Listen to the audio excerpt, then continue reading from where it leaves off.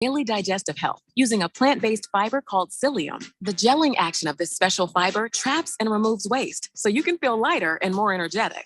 Metamucil, promoting digestive health for a better you. Learn more at metamucil.com. These statements have not been evaluated by the Food and Drug Administration. These products are not intended to diagnose, treat, cure, or prevent any disease.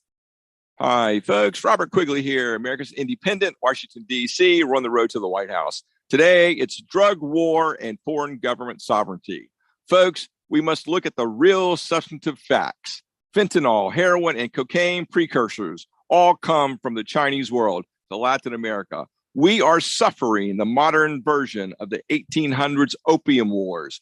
100,000 plus Americans die every year from drug overdoses, often tainted with hard drugs. Enemies will not be allowed to hide in civilian clothes. Latin American governments can't or will not control the flow of drugs through their countries. Every drug combatant will be hunted down and eliminated, no matter where they hide. Under the Quigley administration, war is war. Go to robertquigleyforpresident.com, donate what you can, and together we will make America work for everybody. There's a reason why conventional healthcare is referred to as practicing medicine. Hi, this is Dr. Hannah Lindsay. At the Naturopathic Physicians Group in Scottsdale, our doctors are experts in full spectrum care using a natural approach. I regularly see patients with a variety of acute and chronic health conditions, including many autoimmune and rheumatological diseases. We can restore pain-free joint function and balance immune, digestive, and hormone systems, which often improves both immediate physical symptoms and overall well-being. We emphasize natural and holistic interventions with lifestyle changes and take advantage of the full palette of care options from traditional remedies to modern science. We collaborate with experts in a wide range of health disciplines, including physical therapists and specialist physicians, referring patients as needed to ensure the most effective care possible. So how about a second opinion on your health? You might just end up feeling like yourself again. Call Naturopathic Physicians Group at 480-451-6161. That's 480-451-6161, or go to naturopathicgroup.com. Greg Clark Automotive Specialist, located on the southwest corner of Bethany Home and 19th Avenue, servicing Valley automobiles for 44 years. And we're offering our fall inspection on the belts, water pump, radiator, and hoses. Also, our brake service inspection, recommended every year to prevent repairs and ensure top performance. For guaranteed family touch service, contact us at 602-246-2881. Highly rated by Google. Online at gregclarkautomotive.com. Mention a Fanatic to get 10% off. We all know driving hammered gets you nailed, but did you also know driving high is a DUI? I'm Officer Badalucco with the Gilbert Police Department. Anything that impairs your driving makes you dangerous on the road. If you feel different, you drive different, and driving high is illegal. Be smart with marijuana use. Get the facts at drivinghighaz.com and spread the word with #HighDUI. This message is sponsored by the Governor's Office of Highway Safety. NSB, also transmitting on K25CDB at 99.3 FM, K24EU Fountain Hills at 95.9 FM. 1580 and 99.3 The Fanatic. All right, people, settle down because it's time. Time for what? Showtime. When does it start? Right now. 3, 2, 1. Let's get on with the show. Let's do it.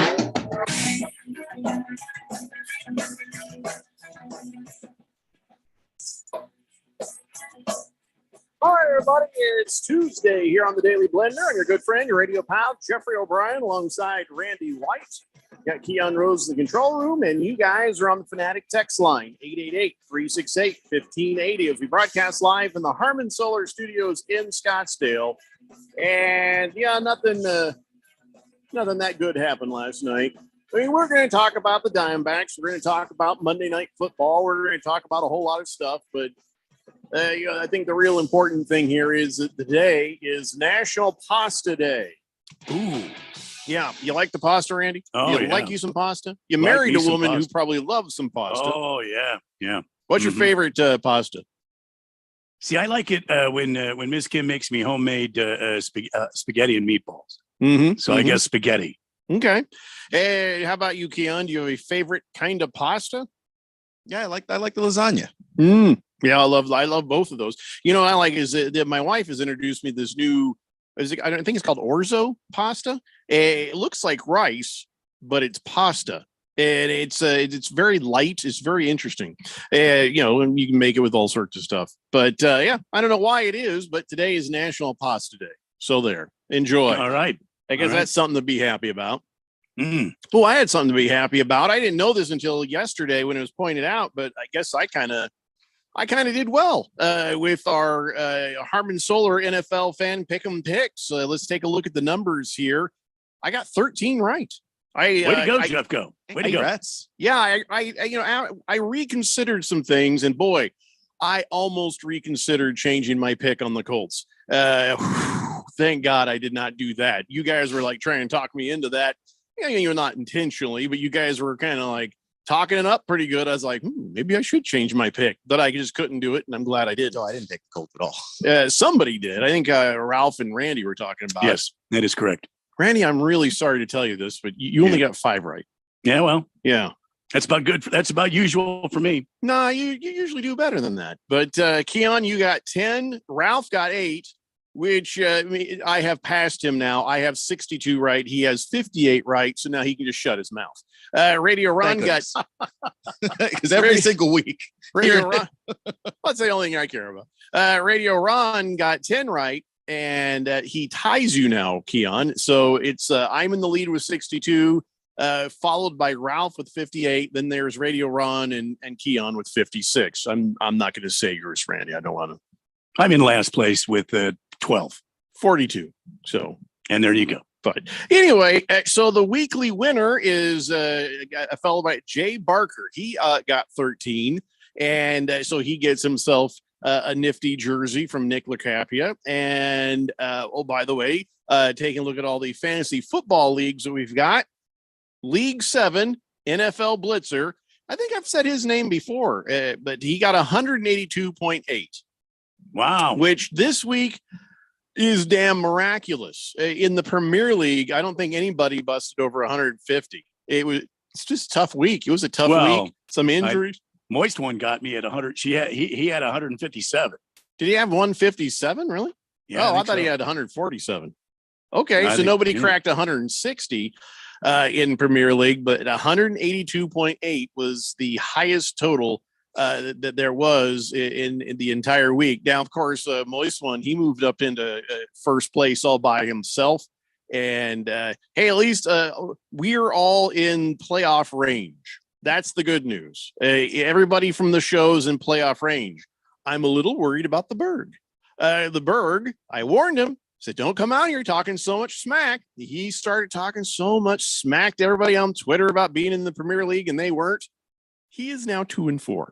Uh-oh. Yeah, it's not looking good for Berg, and I play him this week. So he hasn't got a chance because my team is on and off again. There's nothing about my team and I got 90% of my players on a bye week or something. I don't know. So whatever. Hopefully you guys did well in your fantasy football. Donnie says, I'm still undefeated. How many undefeated teams are left? So many, I didn't feel like counting them.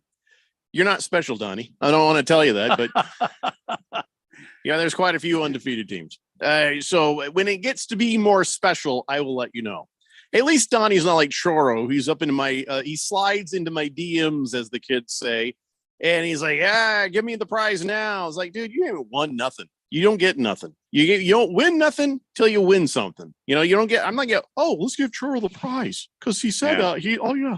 No, I mean, pump the brakes there, kid. So at least Donnie is not crowing like Choro does with everything. Anyway, so that's the totals there. By the way, in the top 10, Shooter McGavin has moved up in the first place, the sole position of first place in our Harmon Solar NFL Fan Pick'em contest. Then in second place, you got Germ is good at Choro and Putz Wadler. And then after that, with 62 is Kyle G. Raven Kidd. Raven Kidd has moved up. Hey, how about that? Raider Royce, Navy Devil, me, and then Fighting Wampa rounding up the top 10 right there. So, I love seeing it change. What I really love seeing is one definitive damn winner. at the end of the year, so we don't have to flip coins or figure out other ways or make people share prizes, that kind of thing. So, good luck to whoever wins. I just hope they win decisively. So that is that for week 6. On to week 7, 888-368-1580.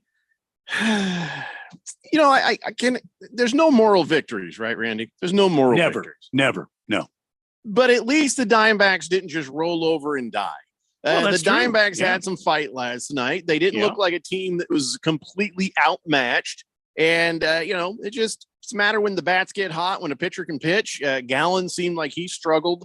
And, it wasn't the worst game. It wasn't like we were embarrassed. It just didn't go the way we wanted. Yeah, well, the Phillies came out with their ace, and he's got 26 strikeouts in something like 5 games or something, some kind of crazy number like that. And the Phillies, I told you going into this series, the Phillies had just been hitting the cover off. The ball was no different last night. 3 home runs. Zach Gallen had kind of a rocky first inning or first and second inning there, and the offense was just. Our offense was just shut down by that Phillies pitching. And all you can do is go back tonight. You got to shake off last night. Go back tonight. I think the rosters have already, or the lineups have been turned in. And you're just going to have to see. Boy, there was some horrible calls by the umpire last night. I mean, couple of them. Lourdes Gurriel, it was struck out on clearly a ball. I don't know where these guys get in on these playoffs. An inside one? Yeah. It was just a miserable call. You hate to see that in a playoff game like this. I don't know why Major League Baseball can't do a better job of getting the quality umpire, teams in there to call these games, especially when it gets down to the league championship series between American and National Leagues. So I'm just glad that they didn't have Bob Costas on it. Well, that's true. And as far as this home plate ump, he just didn't seem to want to call anything low, a ball. He wanted to call those strikes, and it did go both ways. Yeah, and he was consistent with that. But boy, that was a bad call on Lourdes Gurriel. But hey, you move on. Game 2 tonight in Philadelphia. They come home for 3 after that, and then they go back to Philadelphia. And unless the Diamondbacks can take this game tonight, and they come back and sweep 3 at our house, boy, that would be something, wouldn't it? I mean, this city would just go crazy if that happened.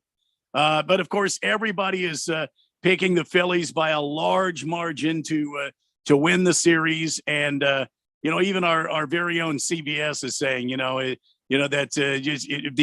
the Phillies will go ahead and just keep digging tonight and beat up the poor defenseless Diamondbacks. I'd like to see the Snakes get this one tonight.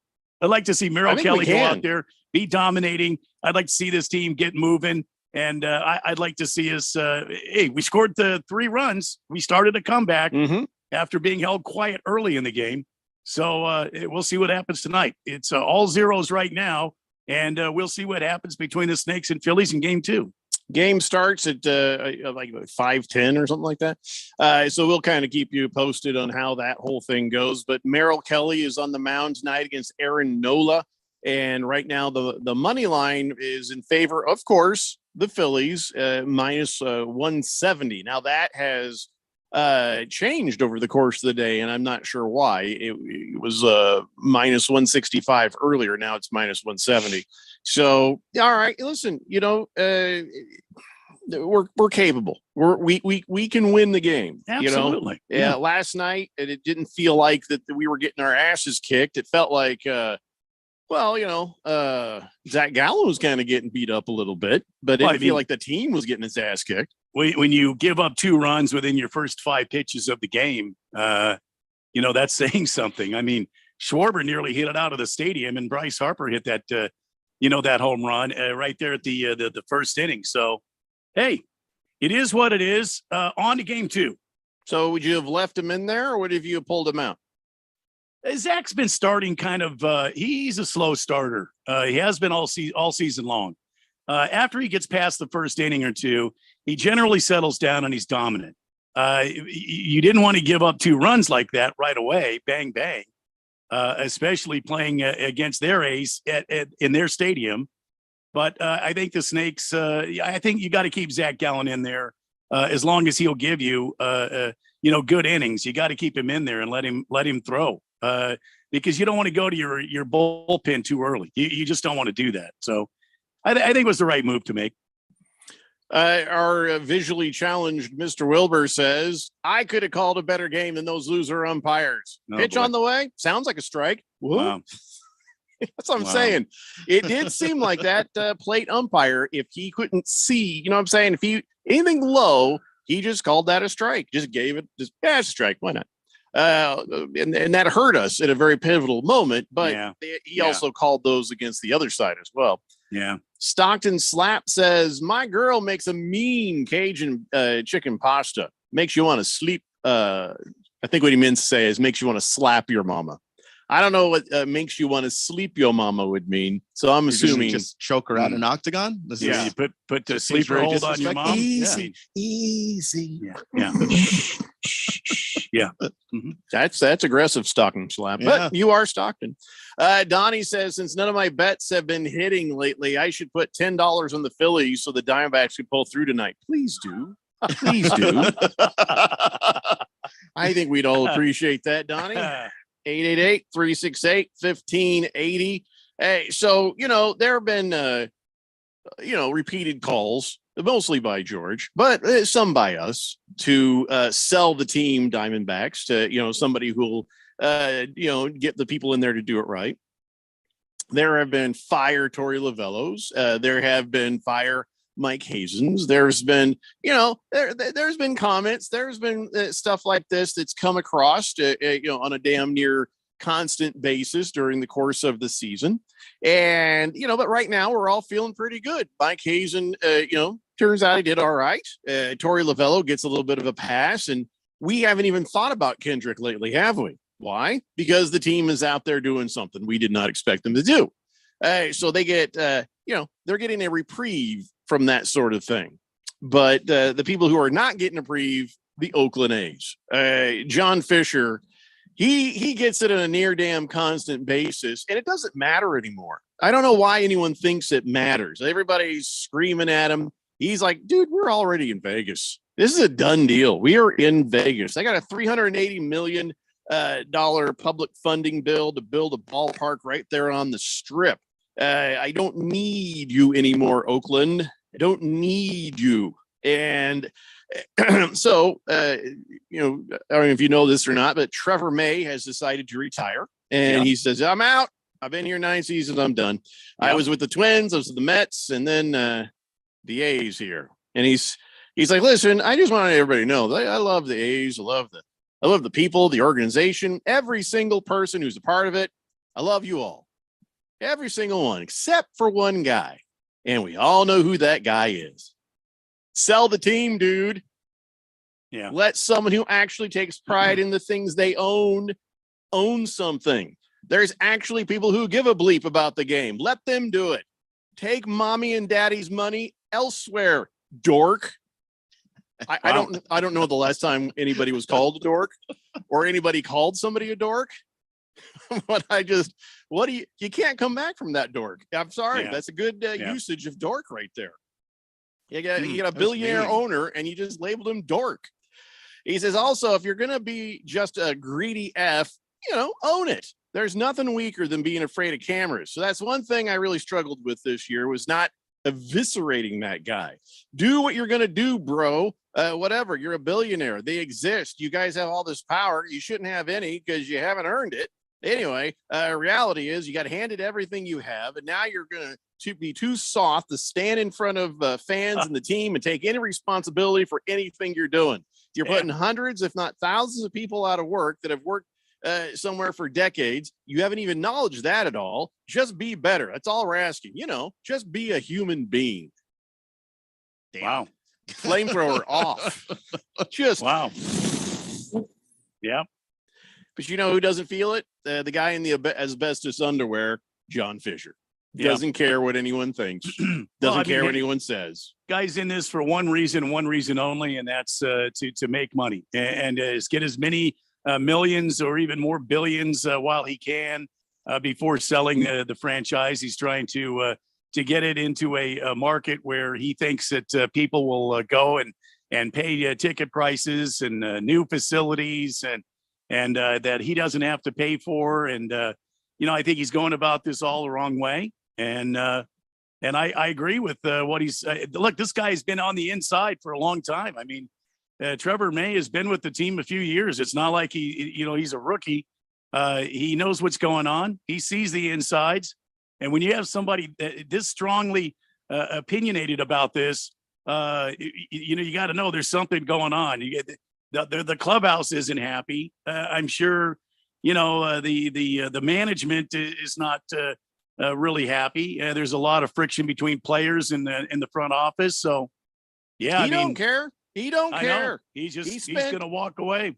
The lowest amount of a Major League Baseball team this year, $56.9 million in 2023. They lost 112 games. That is the most they have been lost since 1916.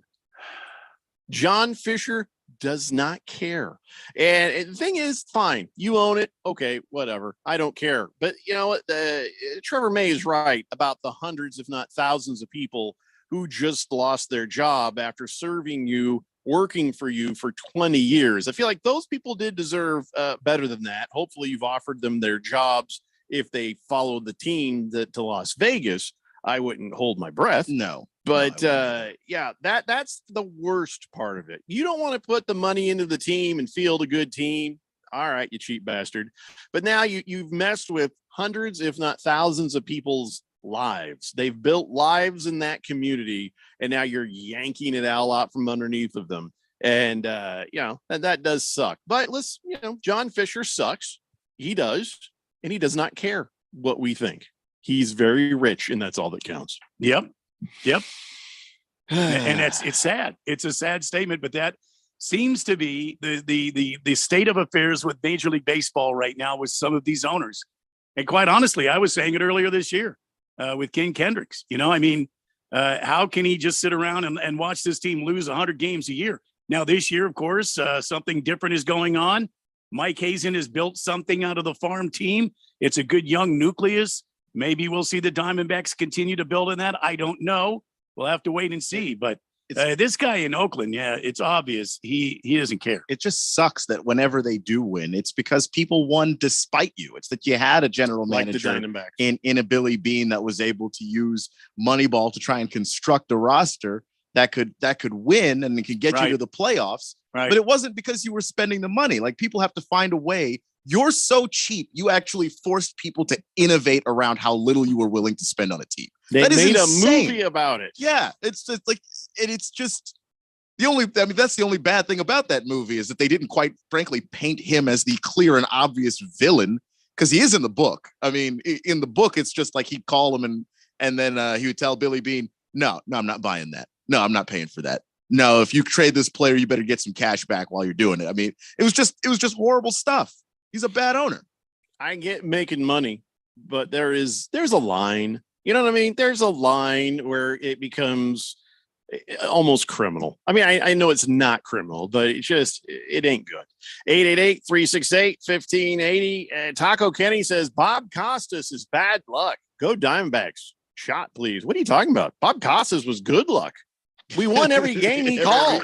Every single game Bob Costas. Bring back Costas if you really want to say. No, don't get me wrong. We'll still roast him for being Bob Costas about everything, but it was better when he was here. Yeah, I feel like I miss him now. Chosen One says, good afternoon, gentlemen. Happy Tuesday. Make sure and grab your 59-cent wings from Native Wings today. In sports news. Okay, Chosen One, we got it. Yeah, I appreciate that. I'll read it. I'll read it. Belichick is now 8 losses from the record of most regular season losses in NFL history. Well, he's also 1 win away from 300. So perspective. He says perhaps it was more Brady than Belichick for all those Super Bowls. Thoughts? You know what? We got to talk about prime Brady. We got to talk about prime Belichick. Do you think you're getting prime Belichick right now? No, probably not. He's probably just bleh. He's like burnt. He's done. So you can't really make that. You can't really make that comparison right now. But I kind of, listen. They both contributed a lot. I don't know if I'm going to sit here and tell you who is, what was more important in that, but I will say that when you look at Vrabel and how clever a coach he is, and where did he learn that coaching? He learned that from Belichick. In fact, he used it against Belichick, and Belichick about blew a gasket once on time management. But used his own move against him.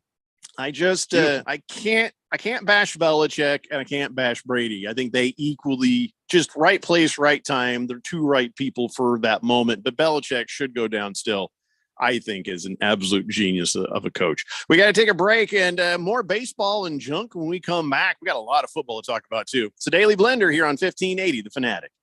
This is Brent Musburger's action update on 1580 and 99.3 The Fanatic. The best way to start betting smarter is to sign up for a free VSiN subscription at vsin.com/subscribe. That's vsin.com/subscribe. Game 2 of the National League Championship Series tonight at Philadelphia. The Phillies and the Diamondbacks. Arizona sending Merrill Kelly to the mound, while the Phillies will counter with Aaron Nola. The Phillies winning Game 1 on Monday night 5-3. Arizona plus a run and a half, minus 162 on the run line, while the Phillies minus a run and a half, plus 134. On the money line, the Diamondbacks plus 132, the Phillies minus 156, and the over-under at Citizen Bank Park is 7.5. I'm Tony Desiri with your VSiN Action Update on 1580 and 99.3 The Fanatic.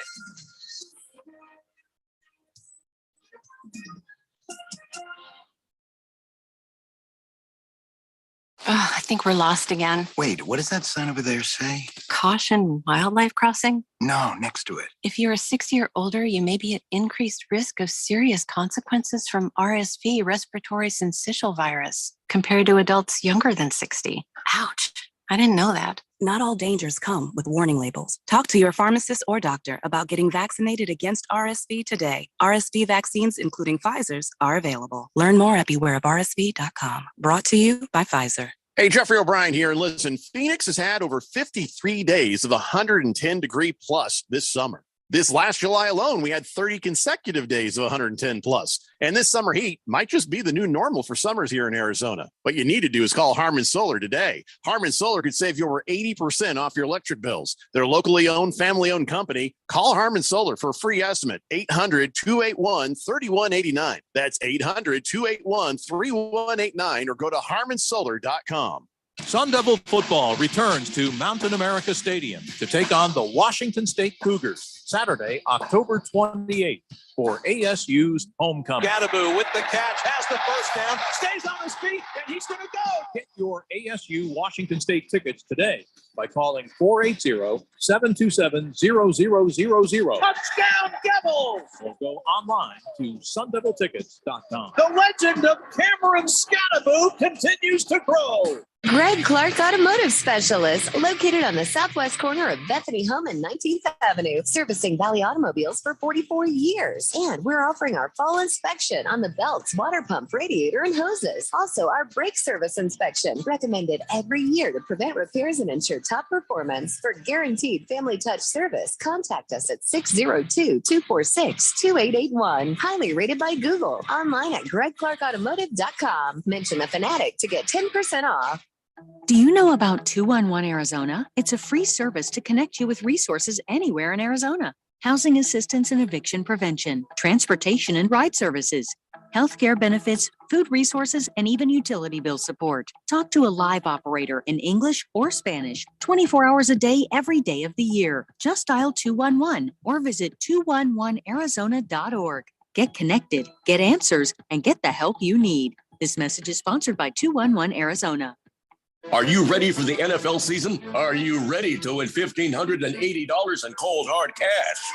Sign up today for the Harmon Solar 1580 The Fanatic NFL Fan Pick'em Contest. Get over to 1580thefanatic.com and sign up today. Someone needs to win this $1,580 first prize. Why not you? Finish in second place. Cha-ching! You win $500. The Harmon Solar 1580 The Fanatic NFL Fan Pick'em Contest. Sign up today at 1580thefanatic.com.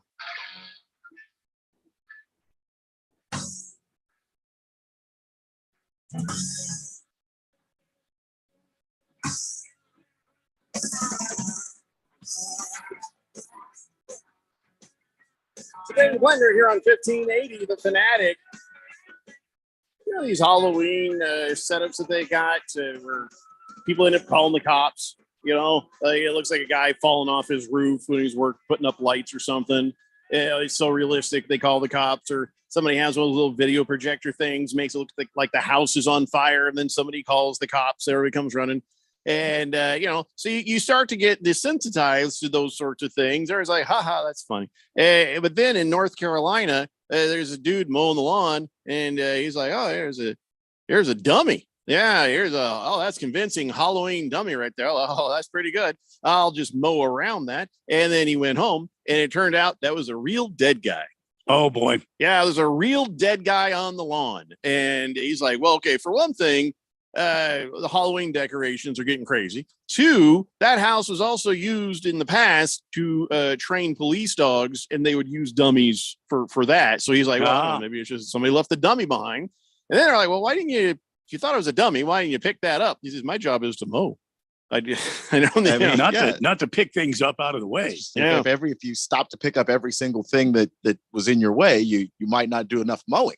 Yeah. So, I mean, I don't blame the guy. I don't blame the guy. I mean, we've been desensitized. You don't know what's real and what is not real. And if you try to be like, we shouldn't do that, they're like, you're no fun. And so, if we're going to have these things, well, then sometimes these things will happen. So, if you find a dead body in your yard, don't assume it's a Halloween decoration. Give it a good kick. Just a little nudge, a little kick right there. You see if it's a dead guy or something from Spirit Halloween Store. So, yeah.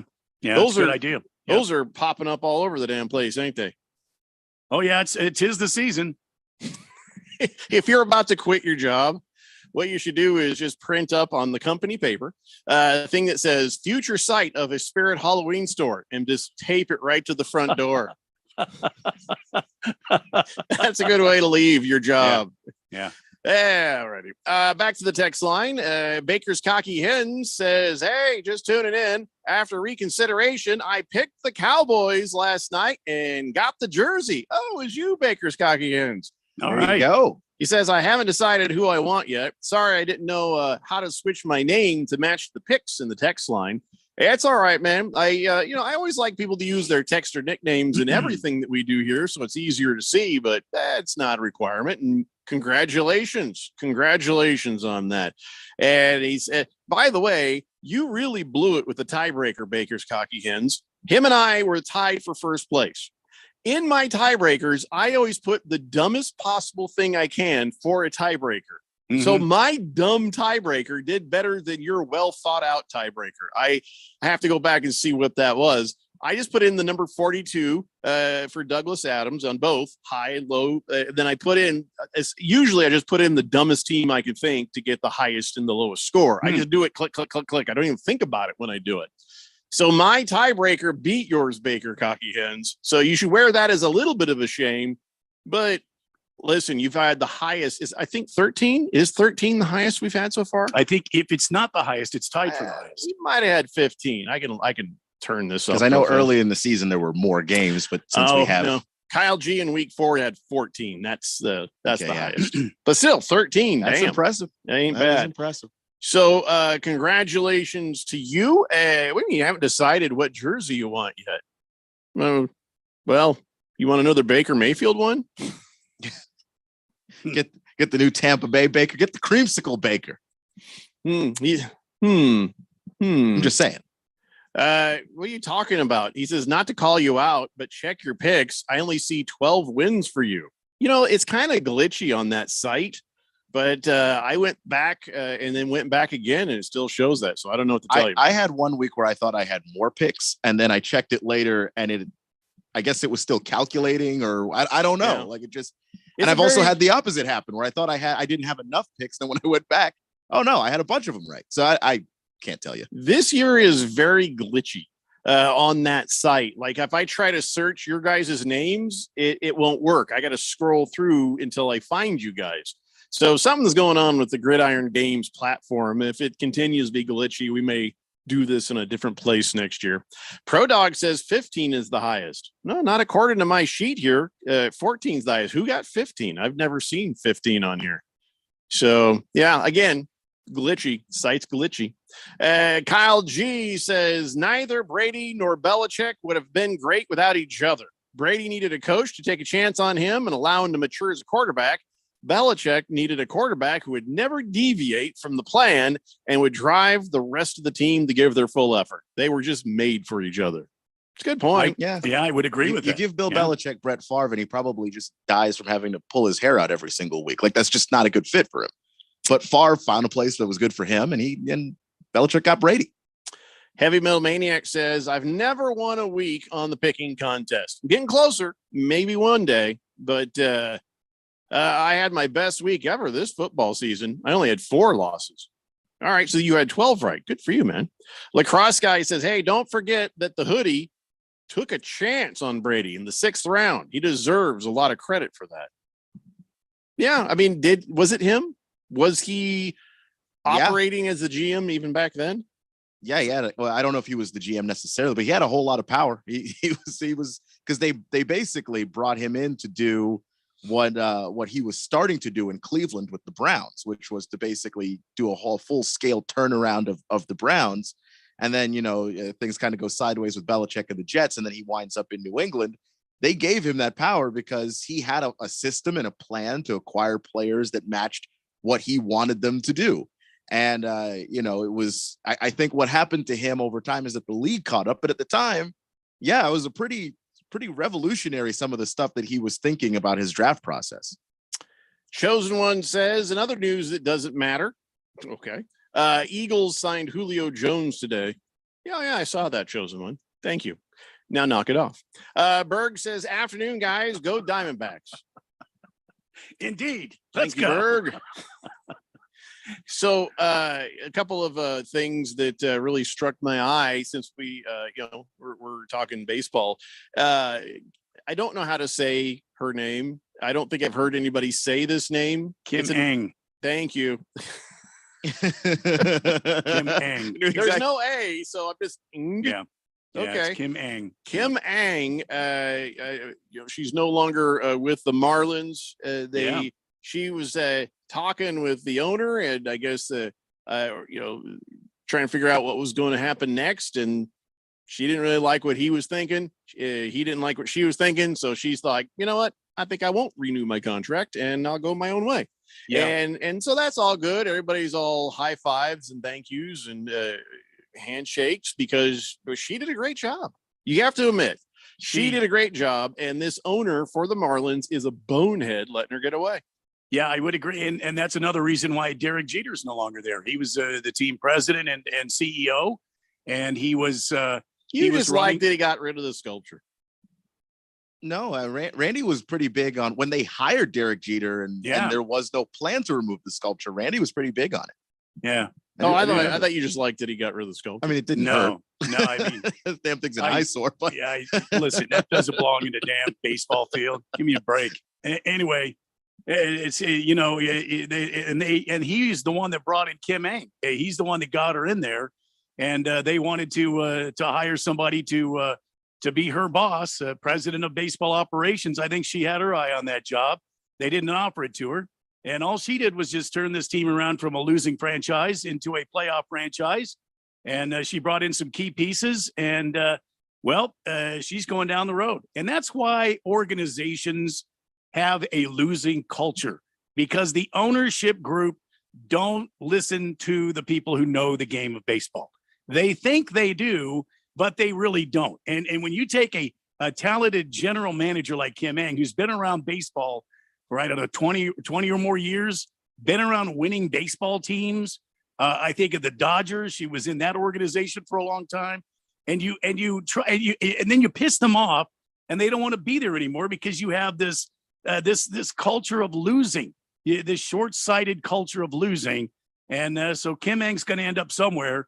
She's going to be fine. And you watch, she's going to turn some team around and they're going to be contenders. Kind of wish we were in the market, if you know what I mean. Got Mike Hazen. Mike Hazen's the guy that's he revolutionized our farm franchise. We had one of the poorest farm franchises in baseball, and he's the one that got a lot of young talent. And the guys that are on the team now, most all of them are as a result of Mike Hazen. And I will say this about Mike Hazen as well. Mike Hazen is doing the same thing I mentioned that Billy Beane did earlier, which is having to innovate around the cheapness of his owner. So, when you have a guy like that, maybe you don't let him walk. You just hang on who you got. If he's finding a way to finally make it work, despite the fact that the Kendricks don't spend money, you got to let that guy roll. Well, and it says something about Mike Hazen. I'm sorry, Jeffrey. It says something about Mike Hazen, who was a strong candidate to move into the role of general manager or was it team president in Boston with the Red Sox to try to turn that organization around. And he chose to stay with the Diamondbacks. He chose to stay here. It wasn't that he was turned down by Boston. Boston, I believe, wanted him and wanted him to put him to work there. Probably could have paid him much more than what he's making now. He chose to stay here and see the job get done. Yeah, I mean, listen, I'm not saying fire Mike Hazen and bring her in. In fact, she probably wouldn't come in, seeing that it's a job that would be done on the cheap again. So she's probably looking for a better place to do her thing. I just was saying, it's a shame we're not in the market, but she wouldn't come anyway. So it doesn't matter. 888-368-1580. Big Skull. I'm sorry, but Chief Skull says Big George now trusts Torey Lovello and Mike Hazen. So we're all good to go. I don't know if he does or not. I'll be honest with you. Kind of changes with the weather. Yeah. Pro Dog is saying, no, I'm telling you, Kyle G had 15 in week 4. Did he? All right. Well, I'll fix it. If you're seeing it as a 15, I mean, he did win the prize, so it's not like he got screwed over for it. But there, I just typed it into the sheet and everything is fine. Thank you for that. Boy, Pro Dog is all about keeping everything, accurate. I wonder if Pro Dog is an accountant or something. Pro Dog, are you an accountant? By the way, another lady doing some nifty things in the world of baseball, Alyssa Nacken. She's the first woman to be on a big league coaching staff. She has now interviewed to be the Giants manager. Yeah, the next Giants head coach. Yeah. Mm-hmm. Do we like her chances of getting that, or is this just one of those courtesy interviews? I don't know if it's a courtesy interview. She is pretty well respected in that Giants organization, and they might give her a shot. You don't know. It depends on who comes available. I mean, who else are you going to put in there? I mean, you're going to put Joe Madden in there and let him try to turn the tide in San Francisco. I don't think that's going to work. Who else is out there right now? I think we'll have to wait and see what comes to pass. She could very well be the first manager of a Major League Baseball franchise. So that'd be something. That would be something. Right now, she's just concentrating on delivering the baby. In February, I believe she's due. Oh, I didn't know she was pregnant. Oh, yeah. How does yeah. Some interesting optics on that. Yes. And yep. Yeah. And how do you make signals? Do you use the baby with the signals? Sure. Why not? Why not? You have an extra signal spot that other people don't have. You just make sure you stand behind the little fence so the kid don't get popped with a foul ball, but yeah, I mean, I tell you what, if she can do it, she can do it. I ain't starting nothing, but she's now getting ready of a baby, huh? In February, she's due to deliver a baby, which would be right about the time she's supposed to get ready for spring training. Yes. I don't feel like this is going to be her year now. Just guessing. All right, let's take a break. We'll come back. More, football. We'll talk about some football. It's the Daily Blender here on 1580, The Fanatic.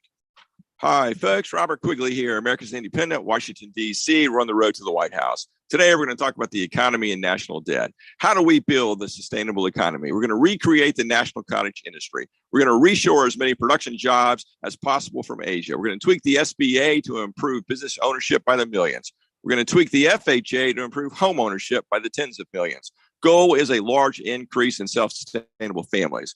And the national debt front, government accounting is not John and Mary accounting. The government makes the money. John and Mary must earn the money. New debt pays for old debt. Inflation erodes the value of debt. There are no real answers along this road of analysis. The real answer in terms of the national debt is the balance between the cash and credit available on the one hand versus the amount of goods and services available to be bought and sold on the other hand.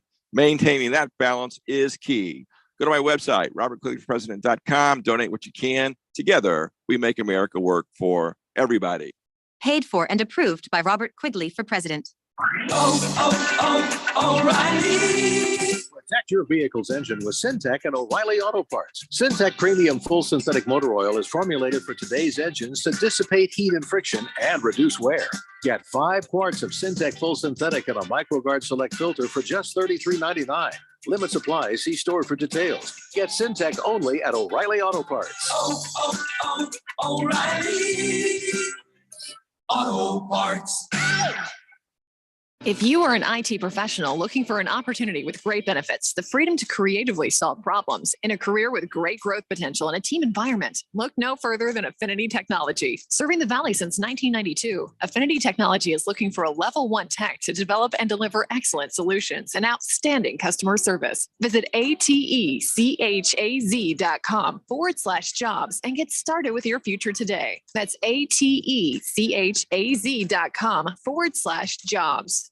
Hey everybody, Mark Asher back to tell you about my great friends over at the Lund Mortgage Team. You know, the Lund Mortgage Team has been doing their thing for over 2 decades in the Valley, helping thousands of people in Arizona save money on their loans, get the best rate. They're mortgage brokers. They can shop it around for you. And now more than ever, it is so important to have a mortgage professional that's been around, that's seen the high rates, low rates, everything in between, because look, there's no sugarcoating what's going on right now. The rates are higher. However, the supply and demand, the whole how many houses are for sale in Arizona and what's going on, it's gone in favor of the buyer now. So if you're going to buy a new home, it is important to go and get that rate. Whatever that rate is, it's not going to be your forever rate. That's important to think about. So lock it in, get the house of your dreams, and move on. But let the people at the Lund Mortgage Team do their job. All the heavy lifting from start to finish. They'll find you the best rate out there. Call 623-875-9940, 623-875-9940, or online, lundmortgage.com.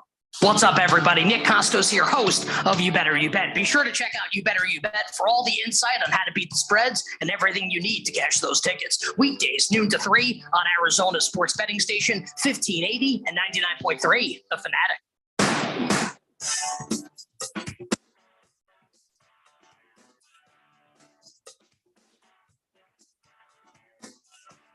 The Daily Blender here on 1580, The Fanatic, and I guess old Puffy just got himself extended.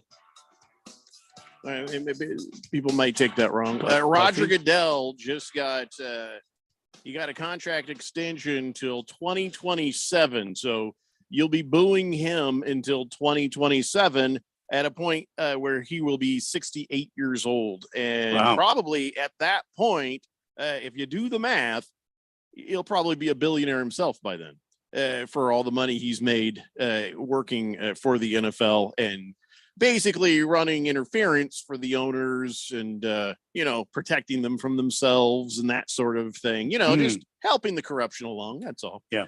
So anyways, that's an official thing. 888-368-1580. Big George says, hello, gentlemen. Happy Tuesday.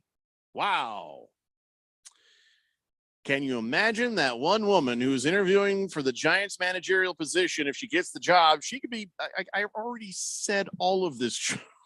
You are basically just repeating what I just said. Maybe you typed that before I said it. A-Wings 22 says, sorry, I'm late on this.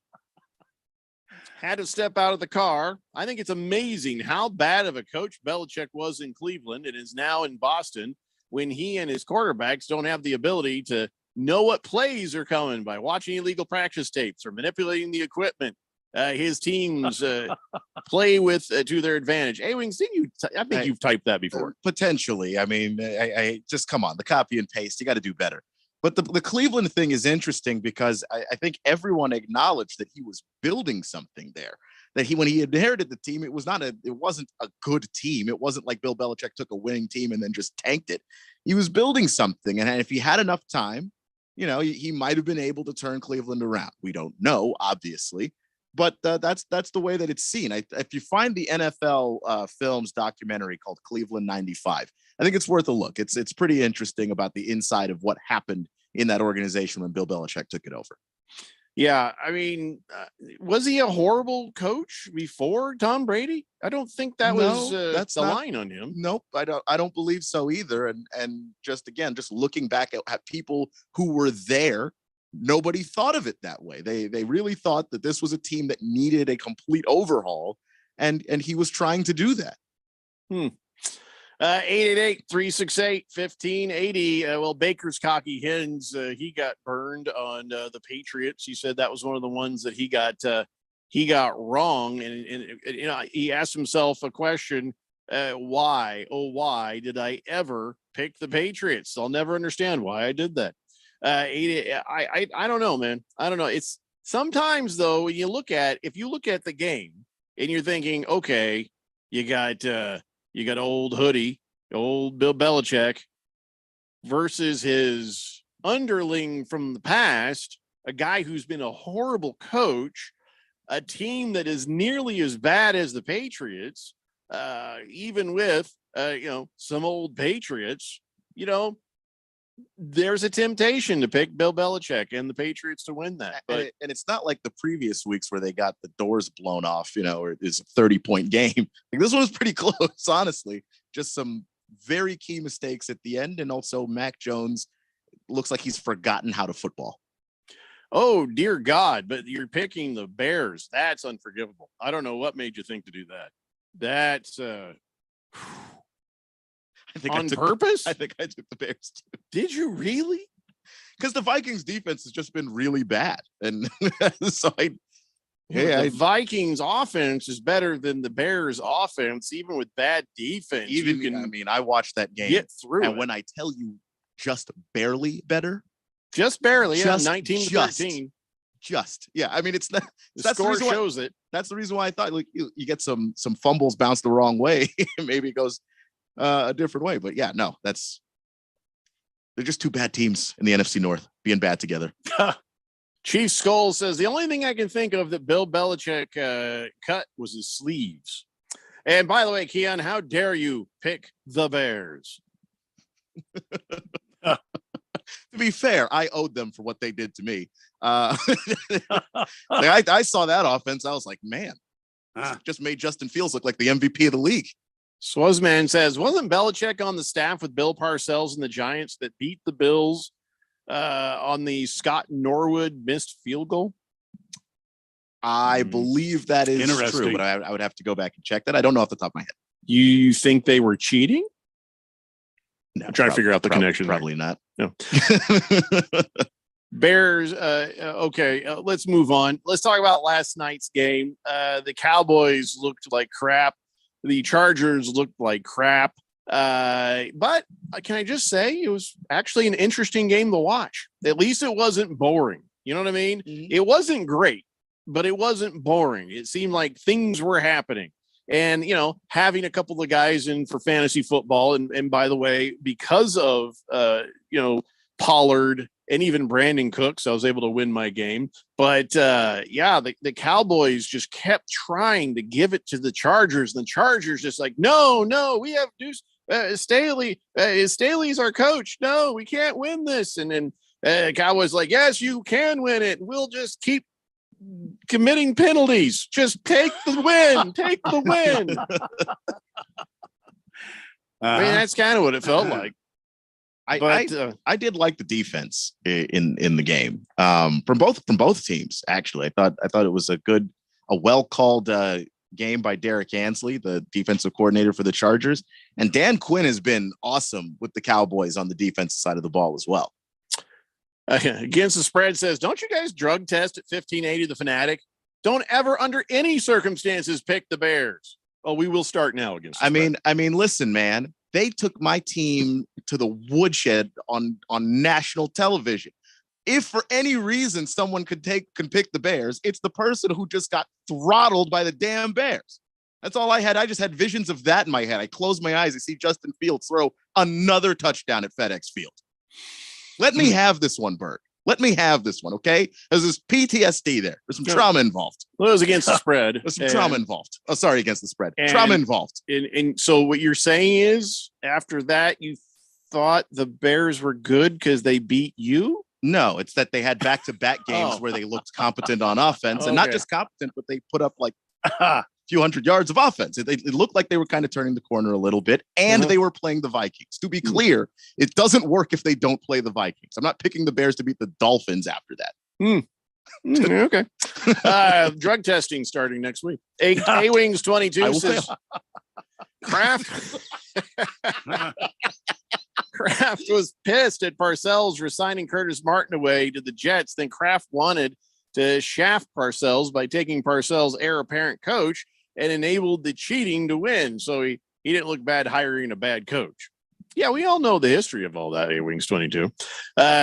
Against the spread says Keon, the sun shines on a dog's ass every once in a while. That's how the Bears beat the Commandos.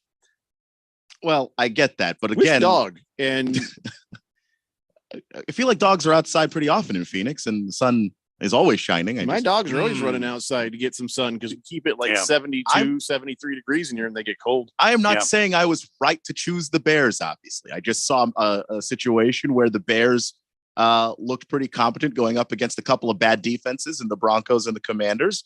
The Vikings haven't been great defensively. Pick the spot. So did you guys watch the game last night? Because I had both screens on. I had the Diamondbacks on, and I had the football game on. Did you guys see the football game? Yeah. Did you see the crazy lady? The one that was just going nuts on that 1 yard run. I don't know if I can even imitate it here on the YouTube, but that crazy Asian lady, she was like hyperextending her elbows in like this, yay, like Kermit the Frog, and just losing her mind. And everybody watching that is like, okay, first off, Monday Night Football, did you have to keep going back to her? And then you started thinking, okay, well, that's a setup. That's a fake. And everybody's saying, oh, she's an actor or something. This is just, there's nobody who's that crazy.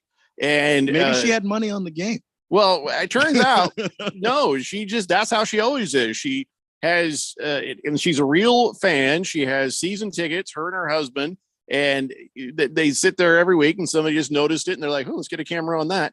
And she is my wife loves her some Cardinals football.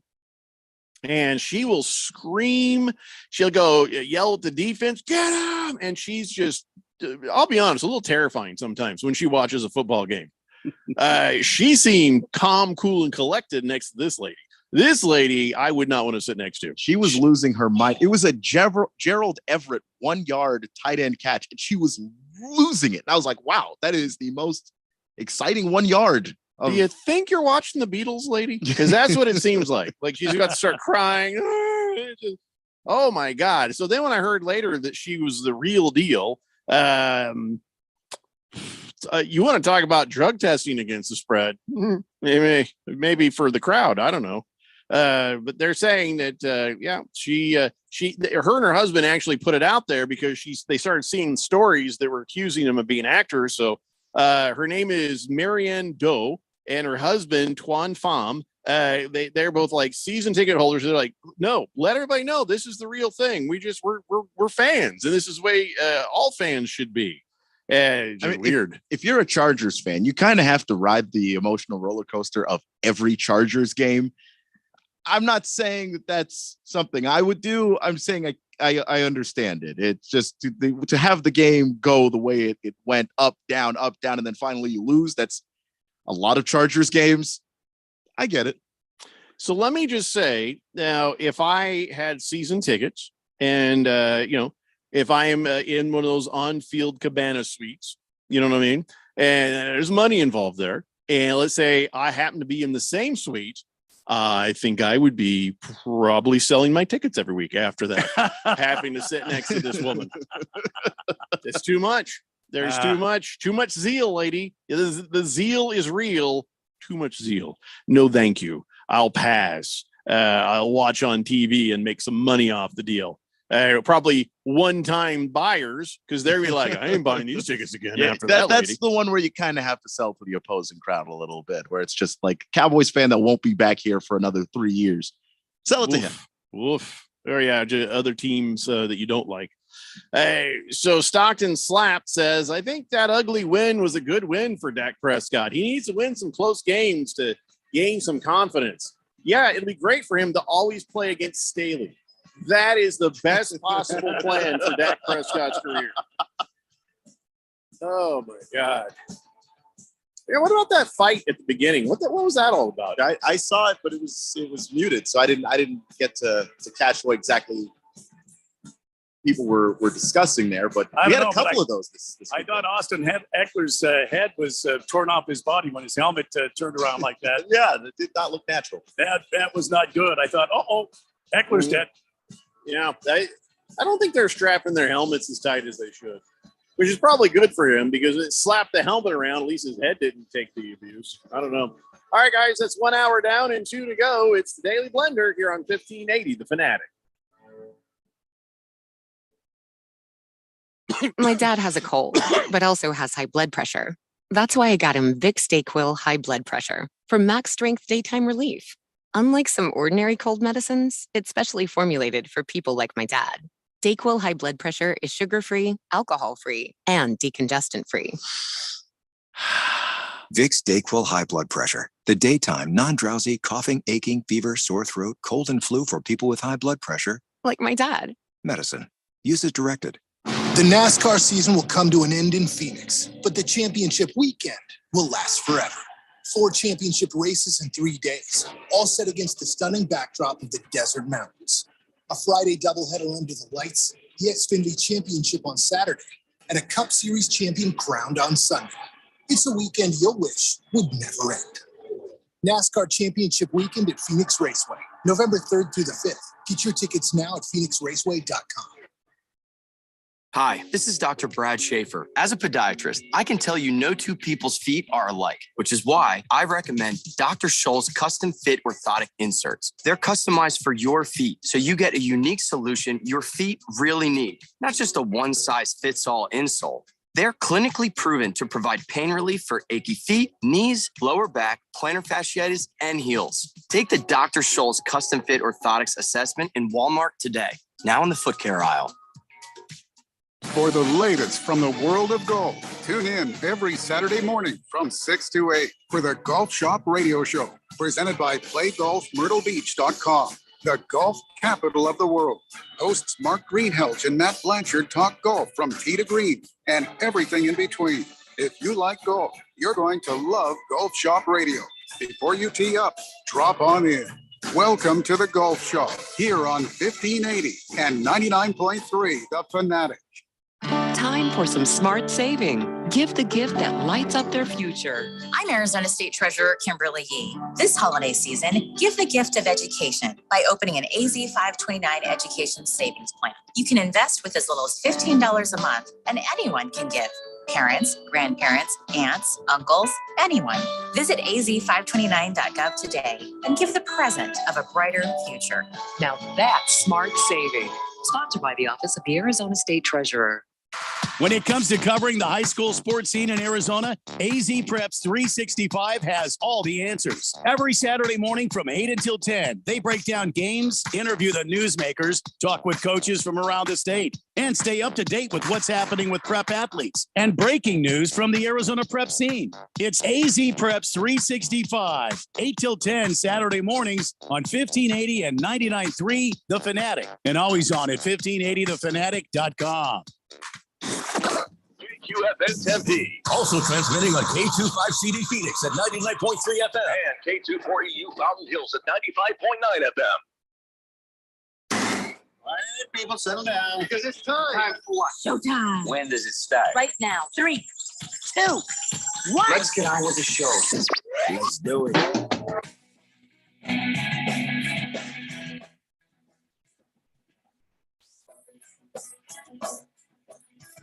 All right, everybody, it's 4 o'clock here on the Daily Blender. I'm your good friend, your radio pal, Jeffrey O'Brien, alongside Randy White.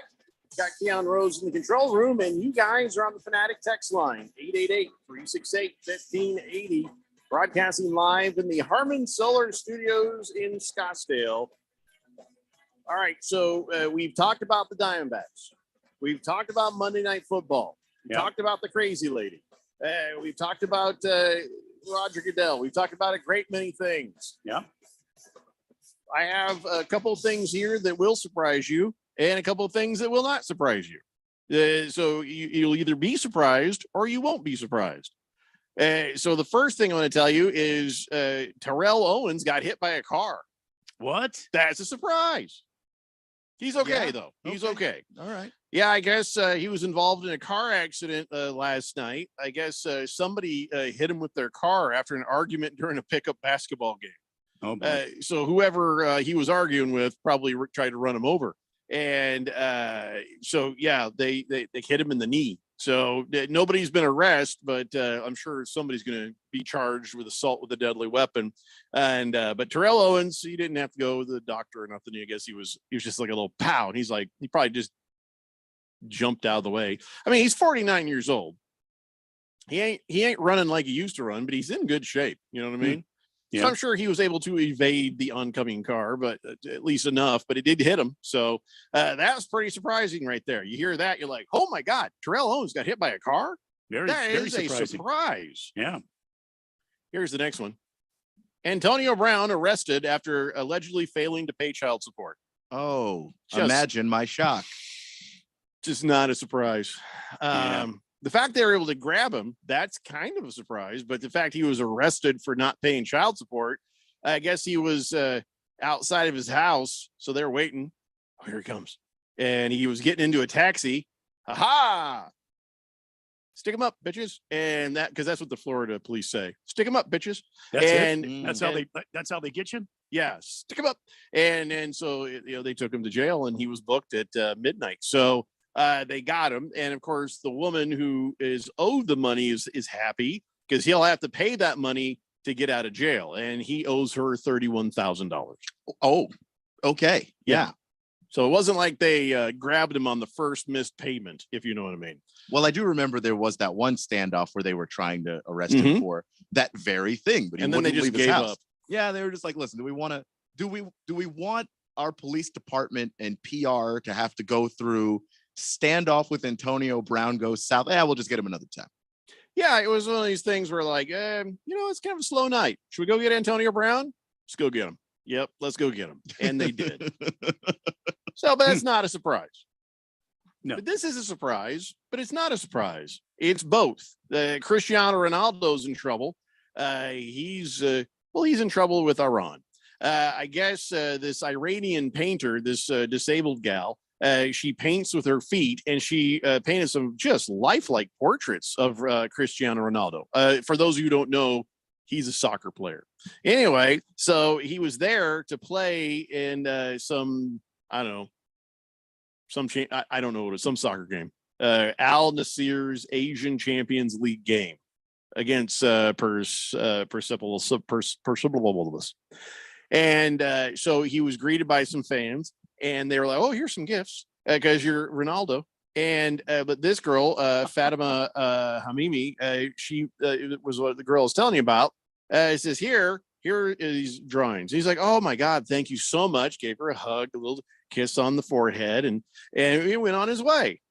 Well, now the country of Iran has sentenced him to 99 lashes because you're not supposed to do that.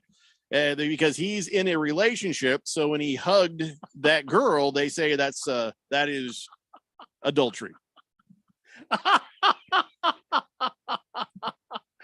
I am not making this up. Yep, he's been in a long-term relationship with Georgina Rodriguez, and they say it's adultery to touch another woman while in a relationship. So he's just, I hope he's already at the airport because they do say he might be able to get out of it if he just apologizes and shows an appropriate amount of remorse.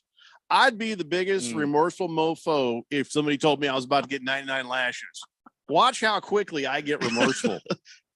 An appropriate amount of remorse. I that is already scary. That's a subjective amount of remorse. I mean, who's to say if he's not on the ground groveling, he's just not groveling hard enough? Let me just say, after the 99th lash, I'm going to say, I should have banged her. That's what. And 99 more lashes. Oh, God, you can't do that. And we start over again. You know how I avoid these sorts of things?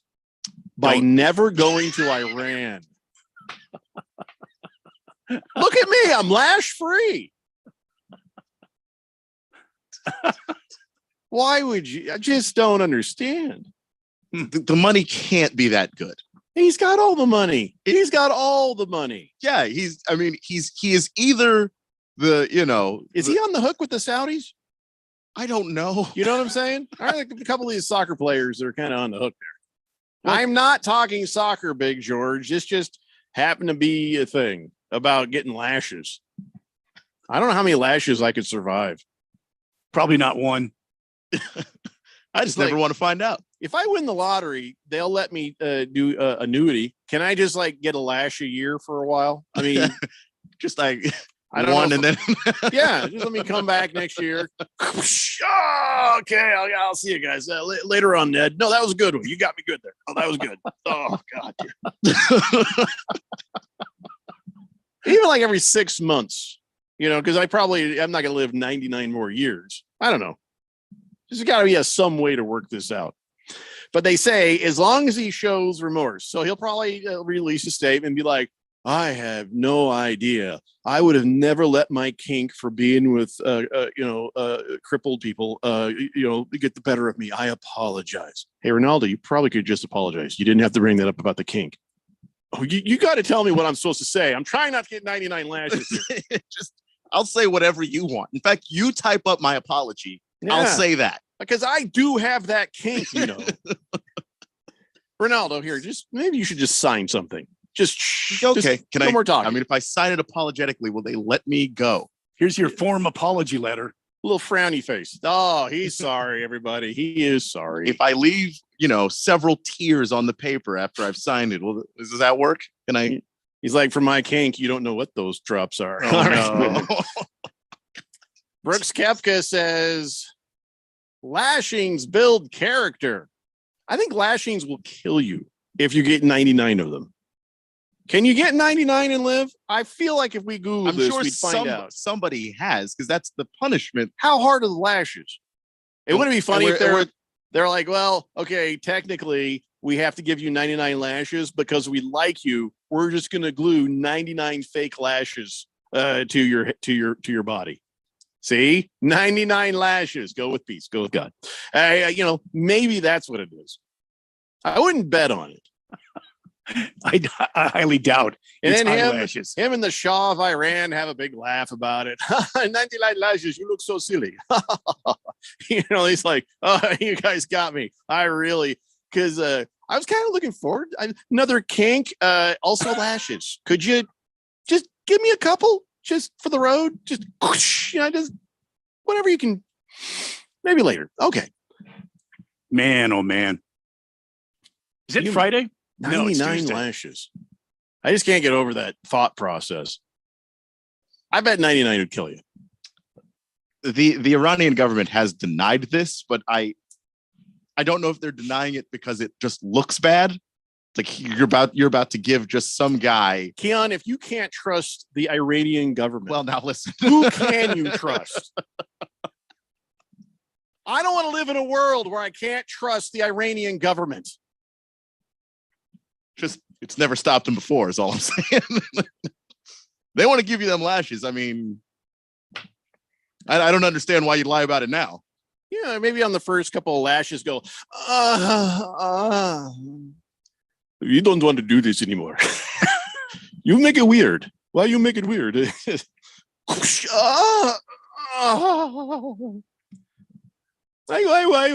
going to go on my break now.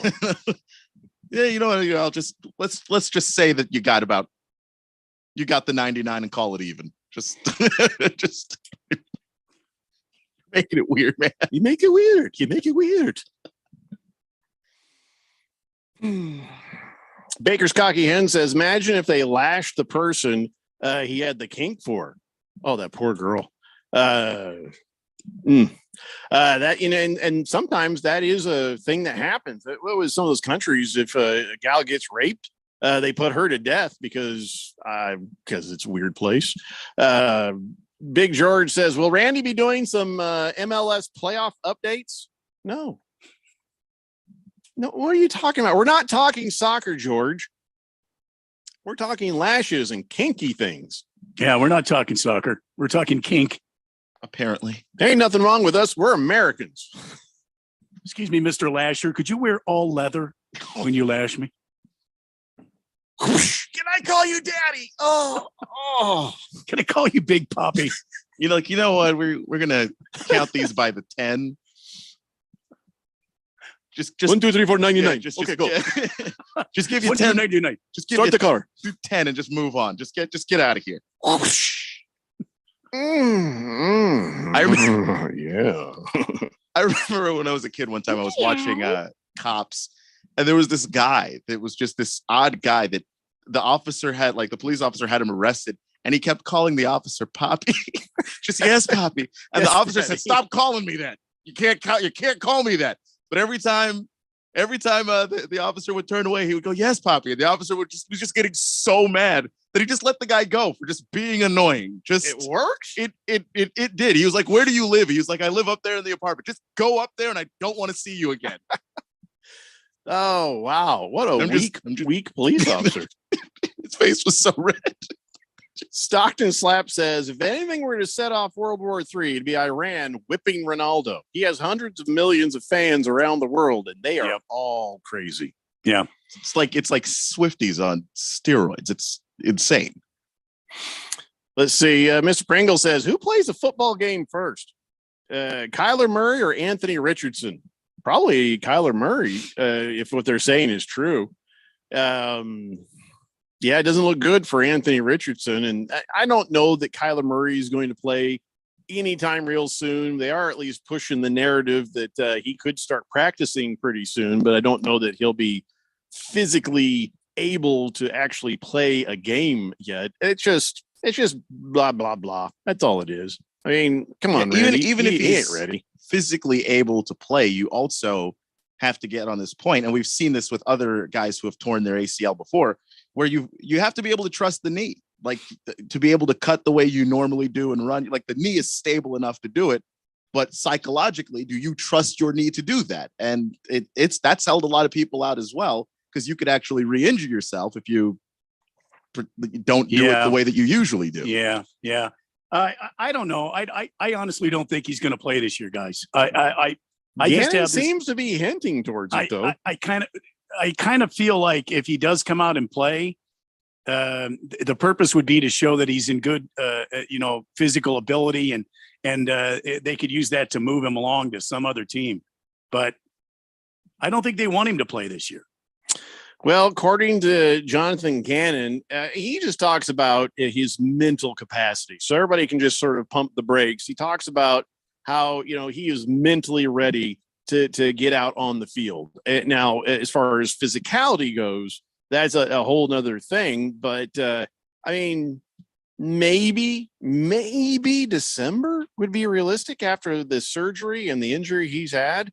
Maybe. And that's the thing everybody's always talked about all along. It's like, well, if he's not ready to come out until December, don't play him at all. There's no reason to play him for a few games or like maybe even 4 games. There's no reason to do that unless that's your only way of trading him, because he has to be seen that his injury has healed. And maybe that if they play him, they're trying to trade him. How's that? Is that fair? That's fair. Yeah. And that's what I always thought, because of all the reports that, they don't seem to really want to move forward with him in particular, that if they wanted him out of there just to be able to show, look, this guy is healthy enough to do all the stuff he used to be able to do. Now, if you want to take a flyer on him, that we're not giving you a guy that's hurt. So the last 4 games of the season, let's say that it's let's say even mid-December. You got the Steelers, you got the 49ers, you got the Bears on Christmas Eve, and you got the Eagles on New Year's Eve. So the only game, if I wanted to showcase him, I'd throw him out there on Christmas Eve and see what he can do against the Bears, because you got to get him against a defense that you don't think is going to murder him. Pittsburgh's defense any good? I haven't really paid attention to Pittsburgh. Yeah, they're pretty good. It's a good defense. And look, you don't want to be on the wrong side of TJ Watt. I'll tell you that right now. Right. So the Bears. So playing against the Bears on Christmas Eve is the only game he should even think about playing if you're going to even put him out there that soon. That sounds right. There's no way they put him through the gauntlet of those 4 games. Not coming right back off of surgery. No, I mean, not unless he's running out there and he looks as comfortable as he's ever looked. I can't see why you would do that, because if you re-injure him even slightly, even if it's just a sprain, then teams might back off because, well, he's injury prone. Like that, you don't want that label right before you trade a guy either. Randy, I don't think we've asked you. I mean, this is your team. Yes. And I guess we all just assumed. And I'll be honest, I haven't even asked my wife this. We just all assumed. But I'm going to ask. Randy, do you want Kyler Murray back as your quarterback? No.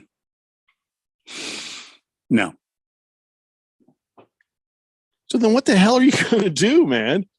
Josh Dobbs for the rest of your life? What the hell are you going to do? Well, I think for this season, yeah.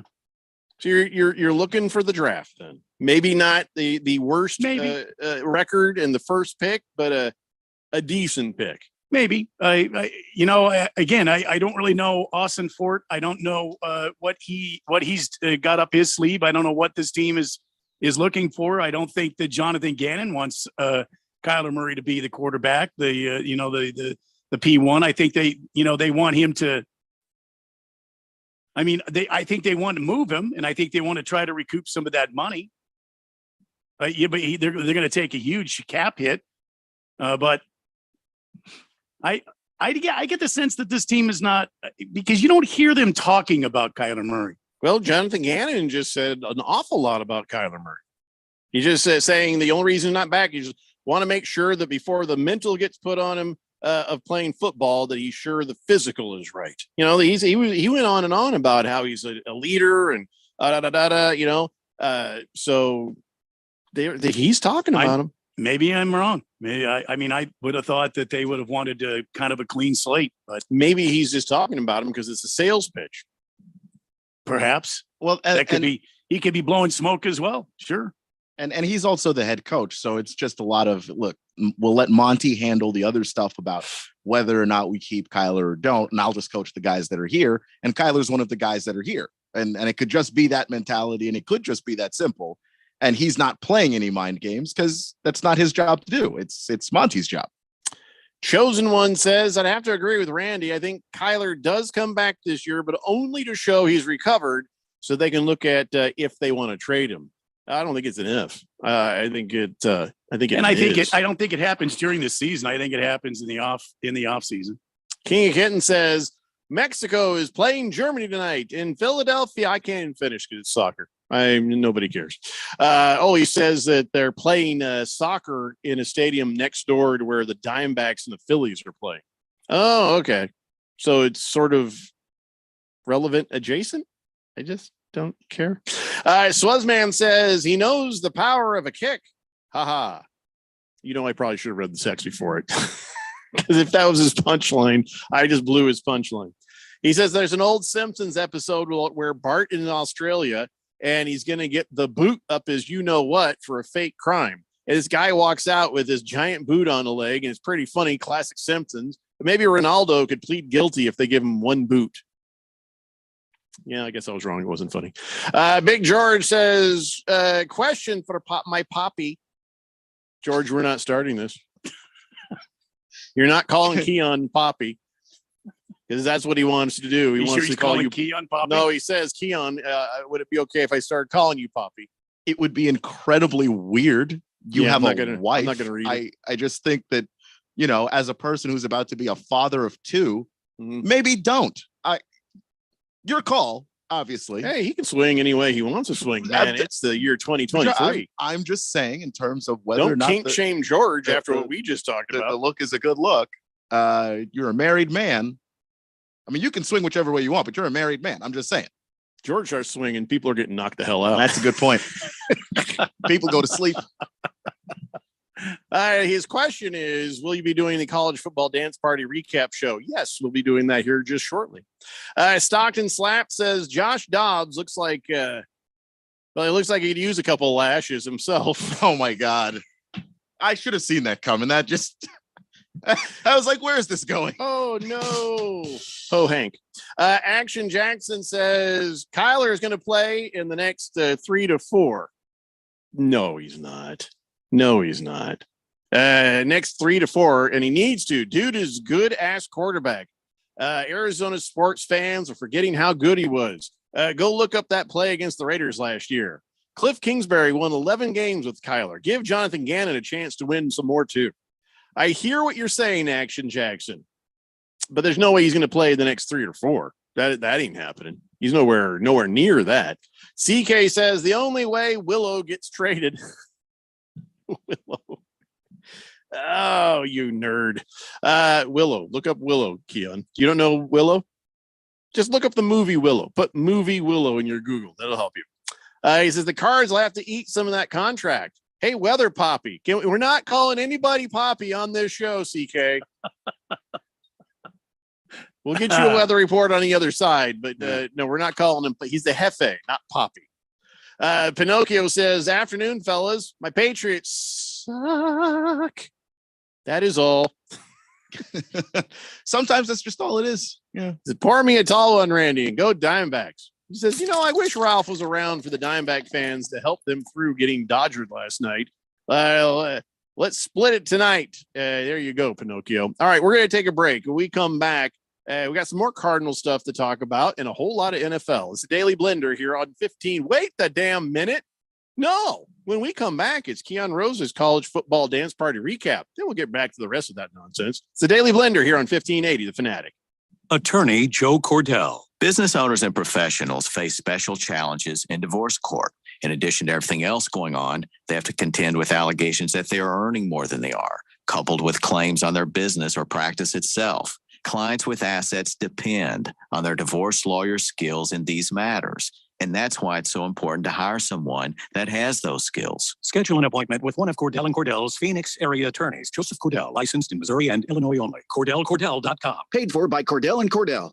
If you're an agent or broker in group benefits, get ready to learn about an exciting and innovative new program to offer your clients. Eternal Benefit is now offering the first pre-planning program that's available as a payroll deduction and allows benefits for the entire family. Our pre-planning program can include coverage for yourself, your spouse, plus your immediate family, including parents, children, grandparents, and even aunts, uncles, and cousins. Looking for a great reason to contact your clients? This is it. No more meetings where you have nothing new to offer. Eternal Benefit plans lock in and provide for funeral and burial expenses regardless of price increases. Employees can now take care of their family member without pressure. Choose from hundreds of funeral homes and cemeteries. Plans are completely transferable. Even if your clients move to another state, the program pays some of the highest commissions in the group benefits area. Find out more. Go to eternalbenefit.com. That's eternalbenefit.com or call 602-315-2574. Eternalbenefit.com. That's eternalbenefit.com or call 602-315-2574. Sun Devil football returns to Mountain America Stadium to take on the Washington State Cougars Saturday, October 28th for ASU's homecoming. Gadaboo with the catch, has the first down, stays on his feet, and he's going to go. Get your ASU Washington State tickets today by calling 480-727-0000. Touchdown Devils! Or go online to sundeviltickets.com. The legend of Cameron Scadaboo continues to grow. Hi, this is Dr. Brad Schaefer. As a podiatrist, I can tell you no two people's feet are alike, which is why I recommend Dr. Scholl's custom fit orthotic inserts. They're customized for your feet, so you get a unique solution your feet really need, not just a one-size-fits-all insole. They're clinically proven to provide pain relief for achy feet, knees, lower back, plantar fasciitis, and heels. Take the Dr. Scholl's custom fit orthotics assessment in Walmart today, now in the foot care aisle. It's the sound of the fight song, the excitement of the rivalry. Auburn has won the Iron Bowl! It's the unbelievable upsets. It's the Heisman hopefuls. Oh my God, Harris is going to run it all the way back! It's the national rankings. It's college football. The shooter's right down the field. Tune in each Saturday for the college football game of the week. Listen for all the action, drama, and excitement on your home for college football. 1580 and 99.3, The Fanatic.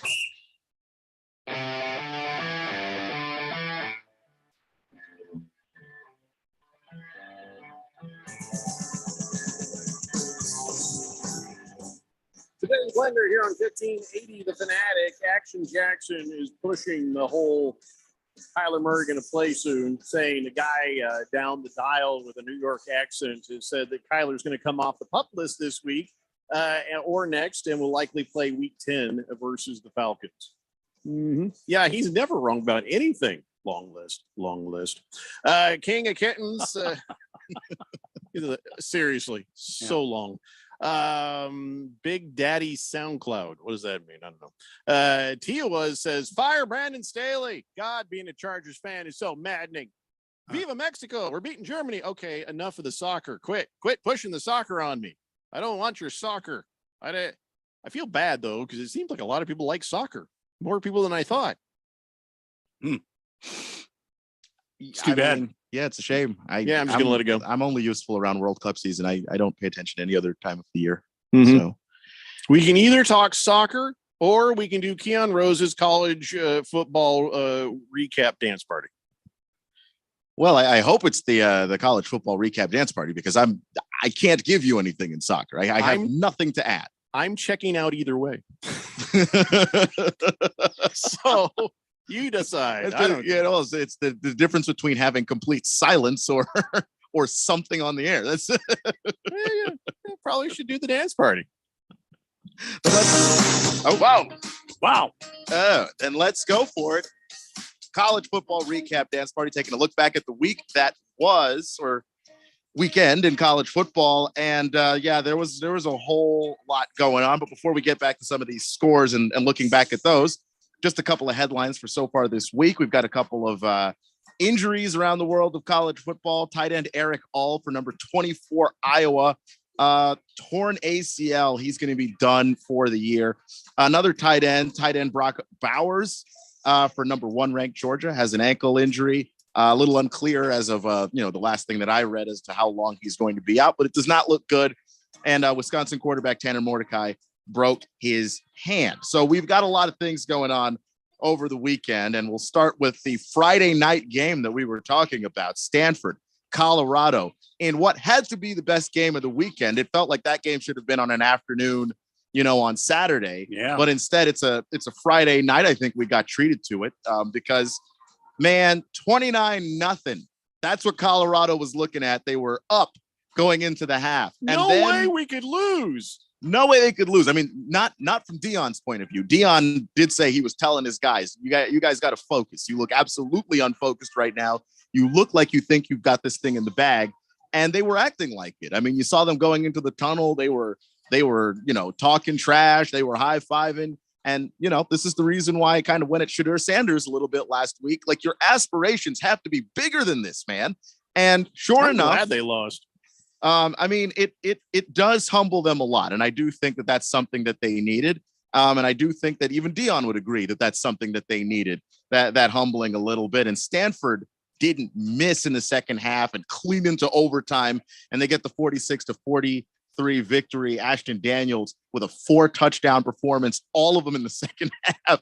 It was pretty unbelievable as, we get to that point where Colorado's been exposed a little bit and people kind of know how to score on them, and their defense has been an issue throughout the entire season. Bama escaping Arkansas 24-21 is just not something that I saw coming. I thought they were going to beat Arkansas. I just didn't think that barely escaping with their lives was what they had in the picture. This Alabama team is just not as explosive as they have been in years past.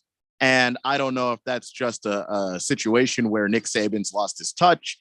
There is some stuff with the coaching staff where a lot of people in the college football world say that they're just not as well coached as they used to be, that the coaches that they've had are now coordinators and head coaches in other places.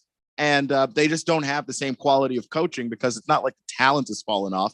Every year they're in the top 5 in recruiting. They're getting the 5 stars and 4 stars, but you do have to coach and coach to a certain level, especially with college football. I think catching up to what Nick Saban has been doing for years and years and years. Notre Dame stomping USC 48-20. Did see that one coming.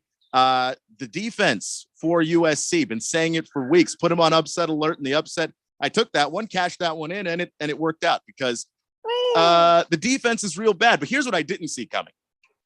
3 interceptions for Caleb Williams. Didn't see that one at all.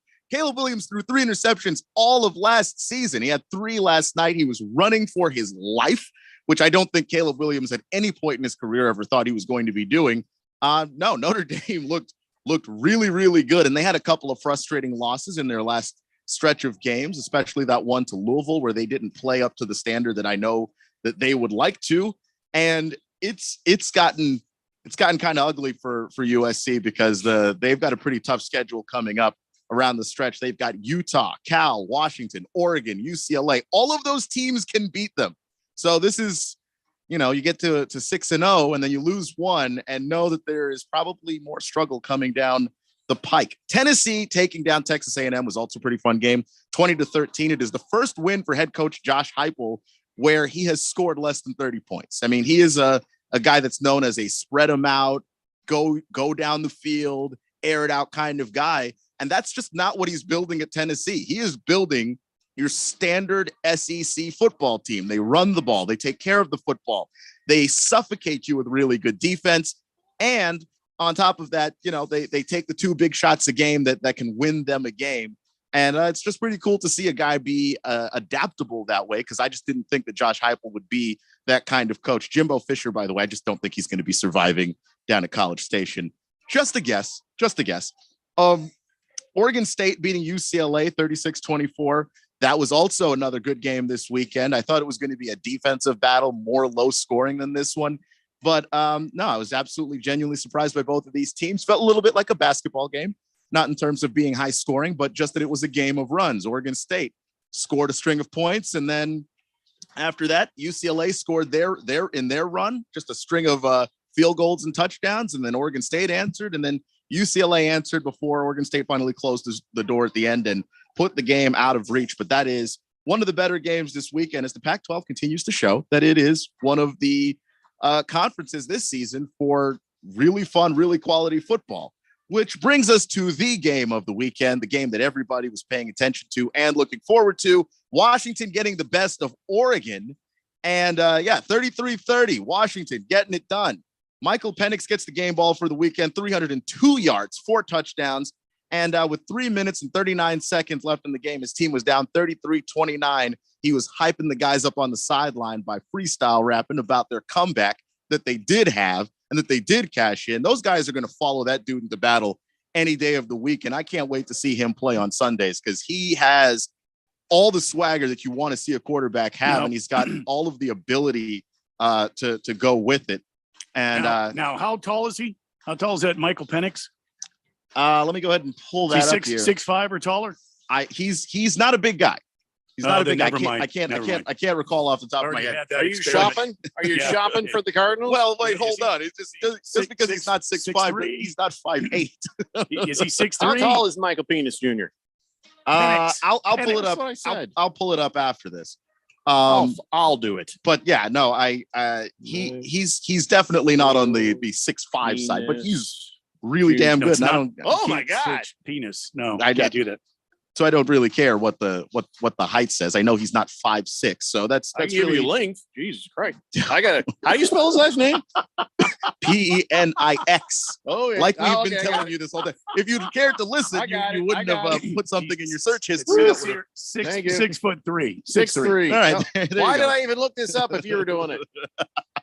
Well, you were looking for Penix. I was not. No, I got to clear my history now. So I got to give Washington a lot of credit for what they were able to do in that game. They made a lot of key stops when they had to, and a lot of big plays were made by Michael Penix, but also Jalen McMillan and some other guys that were playing really good football on Saturday. And I'm giving them that credit because I also have to mention that Dan Lanning didn't exactly help things for Oregon with some of the decision-making that he had as a head coach. You go for it on 4th down sometimes when you really should just probably take the points. You lose a football game by 3 where maybe a few of those 4th downs where you go for it, you just get the field goals.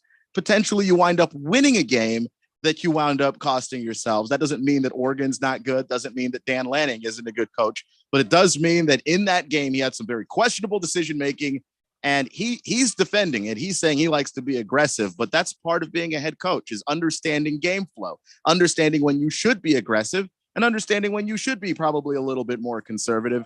And look, Dan Lanning, this is his first head coaching job. And so it's kind of on the job training like it is for a lot of coaches these days. So I'm not going to say he's a bad coach on the back of this particular loss, but you would like to have seen him give his team probably a better chance to win the way things went. And the weakest move of the weekend, Shane Beamer, head coach of South Carolina, broke his foot kicking an inanimate object in anger after South Carolina lost to Florida. You know it has to be something stupid because he won't name what the object is that he kicked. He's just saying, I kicked something that I should not have kicked.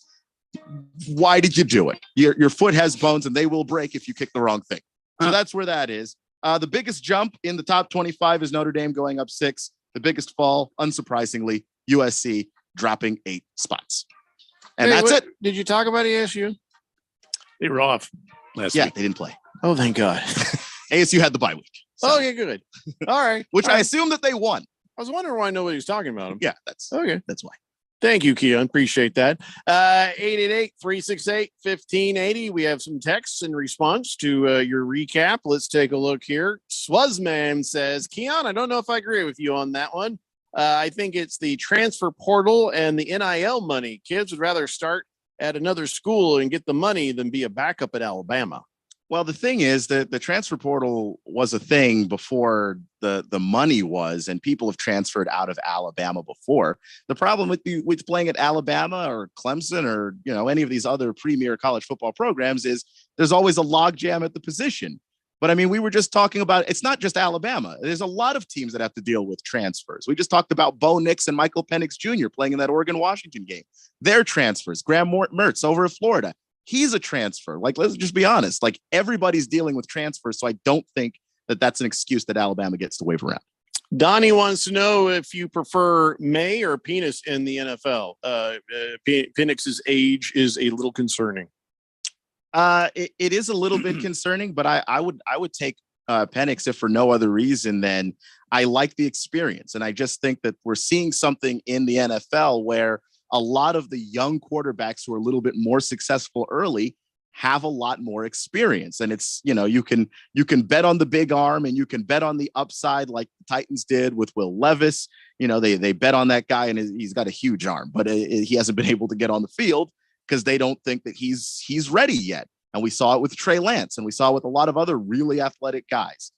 Michael Penix Jr. might be older, but take a look at a guy like a Brock Purdy who played a lot of college football. Sam Howell played a lot of college football. Like these guys played a lot, and now they're coming into the NFL with a lot of snaps under their belt, so that it's not just starting from scratch with them. I'm going to go Penix. Rye Guy says soccer sucks unless you're 4 years old. Yeah, I played soccer when I was a little kid. I played until 3rd grade, and then we realized, hey, we're coordinated enough to throw football now.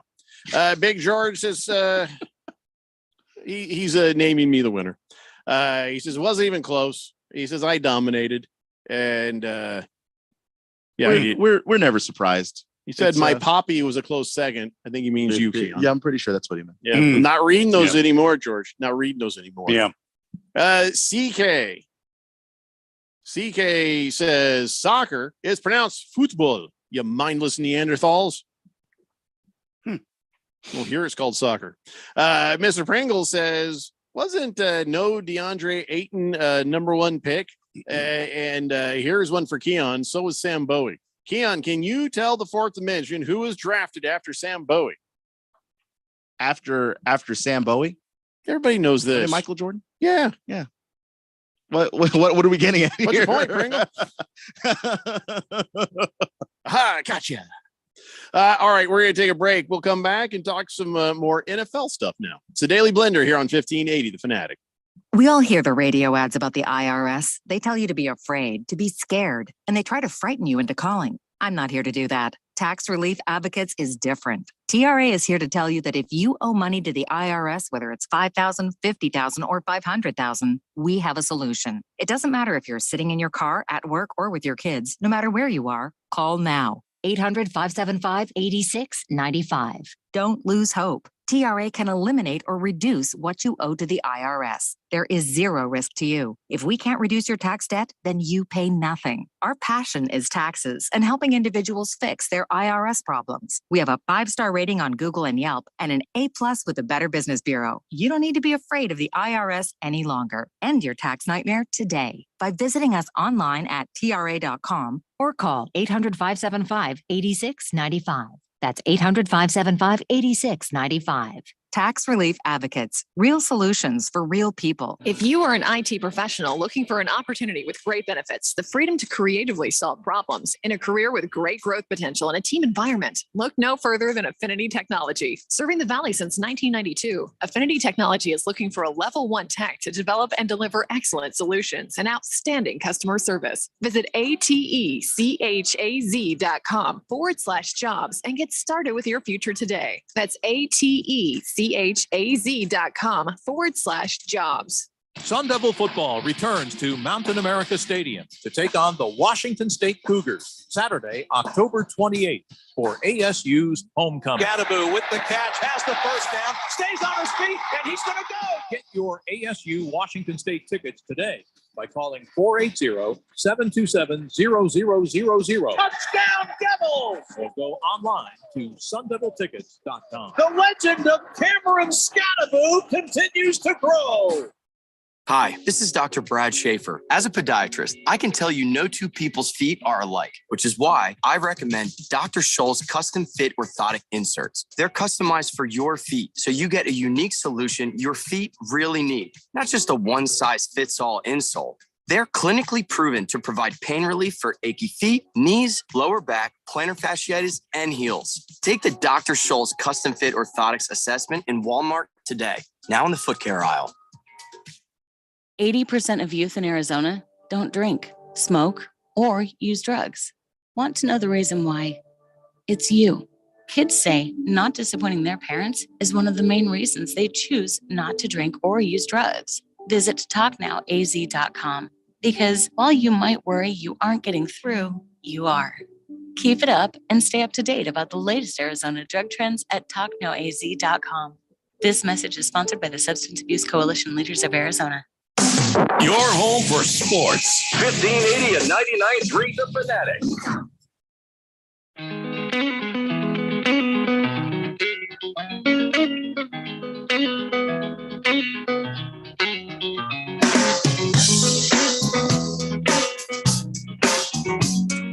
Danny Blender here on 1580 The Fanatic, and here's what's happening this week on the big radio station.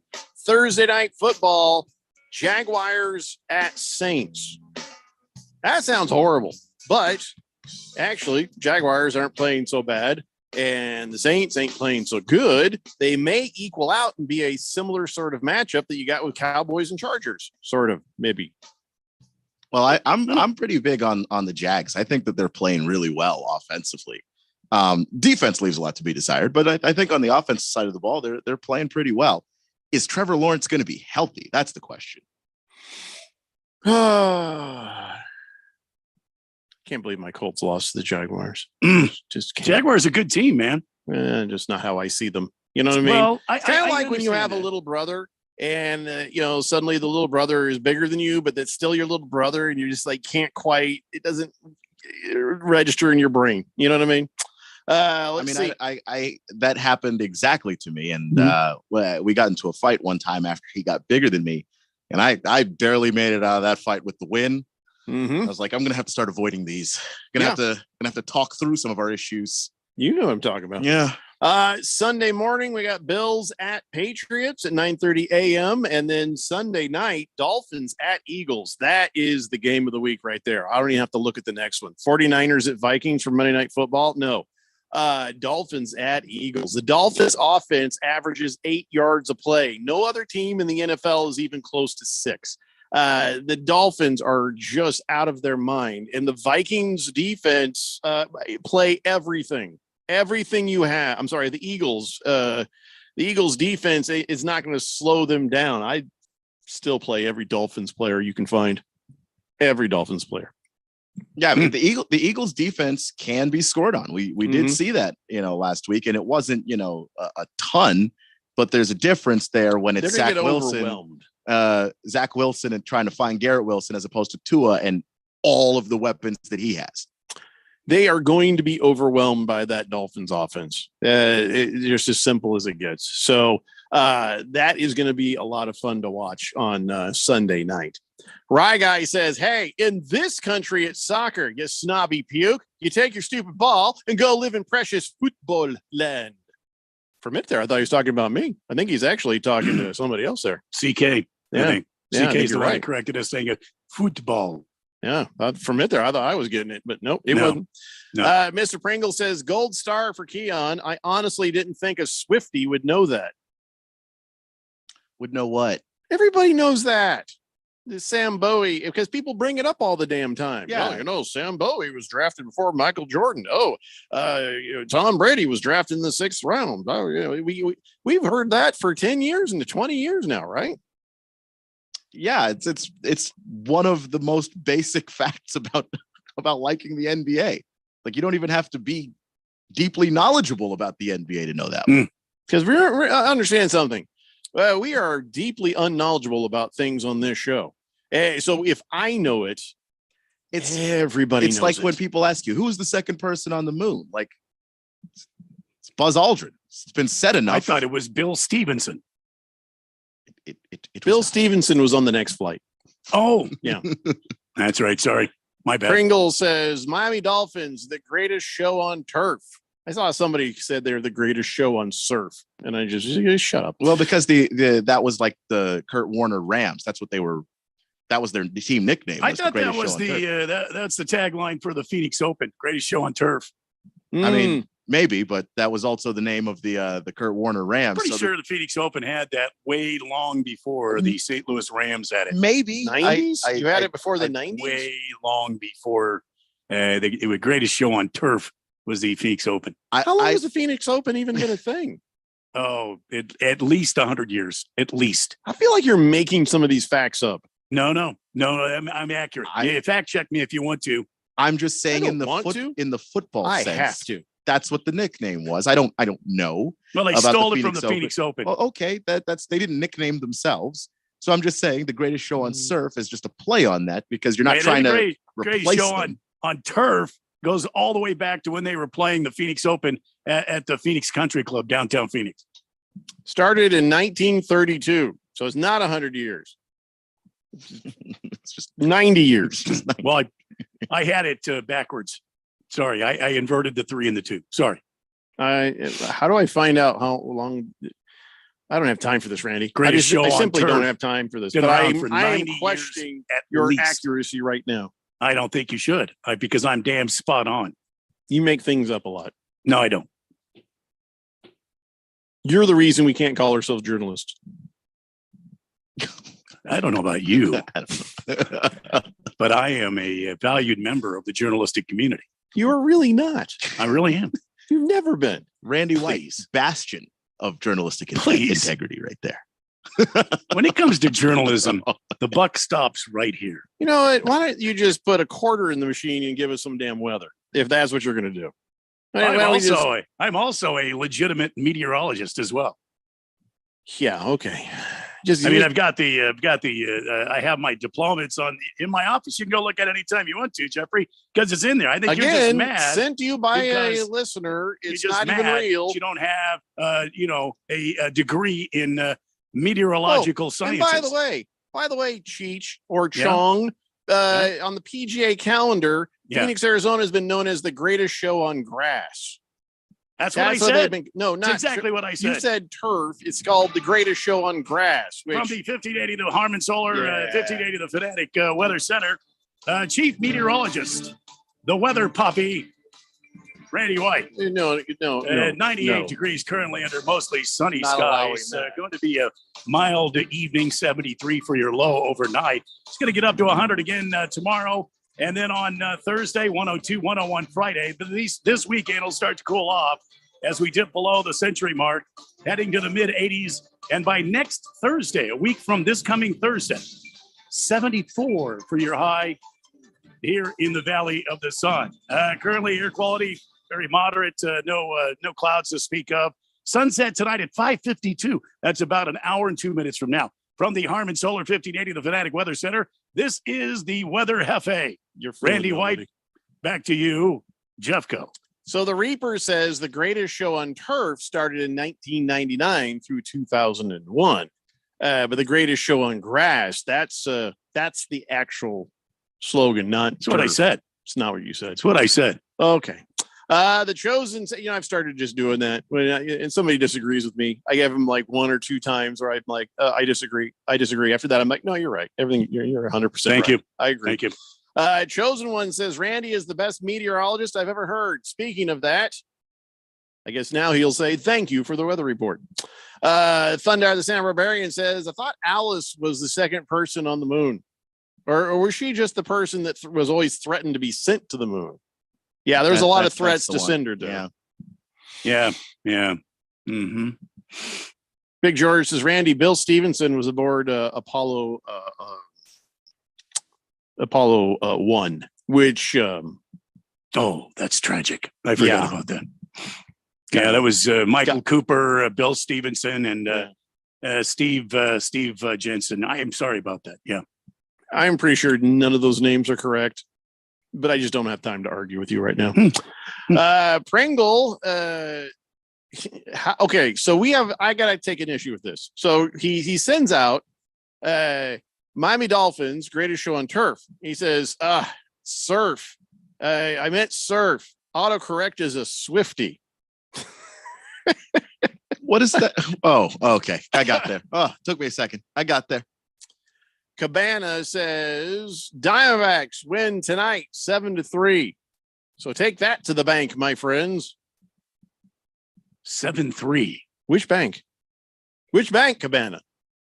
There's only 7 minutes before the banks close. How can I possibly take that to the bank? Why did you wait so long? Well, you do have that supercharged truck of yours. I do, but I got to do this. I can't just run out the door and jump in and haul ass down the road. To the bank. I suppose Ken and I could, we could handle it if you wanted to. I gotta stay close to a toilet. You know what? Swazman says, hey, remember Hakeem Olajuwon was first, Sam Bowie second, and Jordan was third, and after that, Sam Perkins. I mean, we were there. So when was Sam Elliott drafted? Sam Elliott, he was drafted, I think, in the second round. Crackle Atkins says, anybody else out there going to do the ASU Cardinals up in Seattle this weekend? Anybody else? You're going up there, Crackle Atkins? Good for you. But new. I don't know if I could stomach paying that much money and taking that much time to see 2 losses. What are you talking about? 2 losses? Don't have it in me. What are you talking about? Cardinals are going to lose to the Seahawks. Oh, please. ASU is going to lose up there too. So to UW, ASU coming off a bye week. I don't know if you noticed, but ASU has not been very good lately. I love ASU. This is I where want they them turn to win. This is where they turn it around. And and as for that other comment you had about the damn Redbirds against their hated rivals, the Sea Chickens. They're not only are they going to win, but they're going to pluck the feathers and deep fry the Sea Chickens. Mm-hmm. Like I said, Crackalack, I'm not going to pay that much money that much time to go watch 2 teams lose. I can't do it. I can't do it. That's just never knew. And then you're up there in the Pacific Northwest, and it's raining, and now you're depressed and even more depressed. You just don't need it. Reaper says, I agree with Jeffrey. Thank you, sir. Big George says, Randy, in these uncertain times, oh, Jesus, with Hamas and Israel, no House Speaker, the Diamondbacks down 1 game to the Phillies in the LCS. I think no, we don't. We're not doing that. God damn you to hell, George. I'm not reading the rest of that. That's not happening. 0% chance I'm going to even read the rest of this. Why isn't this hour over yet? This is somehow Big George's most annoying day. He's being a pest. He has gotten under your skin more times. He's got a pregnant wife. No, Randy, no. And I think that she might have some hormones going, and so she's on his nerves. So his response is to get on my nerves. I mean, I wouldn't wish the postpartum on anybody, but that's the karma you might get, George, if you keep this up. Gundar San Barbarian says, who would want to go to Seattle? Even Ralph wouldn't want to go to the Emerald blank city. Yeah. I mean, it's really actually kind of beautiful up there. Yeah, So a lot of green. Yeah. Once you get out of Pringle. the city, right? Of course. Because the green in the city is actually mold. Oh, that's Yeah. moss. So it's not mold. Oh. It's just moss. Thought When it it's was green black, mold. it's mold. When it's green, it's moss. Could it be algae? Could be. Could be. Awfully All wet right. up there. Listen, we have 2 hours down and 1 to go. Come on back. It's the Daily Blender here on 1580 The Fanatic. Hi, folks. Robert Quigley here, America's Independent, Washington, D.C. We're on the road to the White House. Today, we're going to talk about grassroots campaigning. Folks, we have 5 million known supporters across the United States, and we know millions of others exist. A good campaign is grounded in networking theory, chaos theory, exponential growth principles, and amplification processes.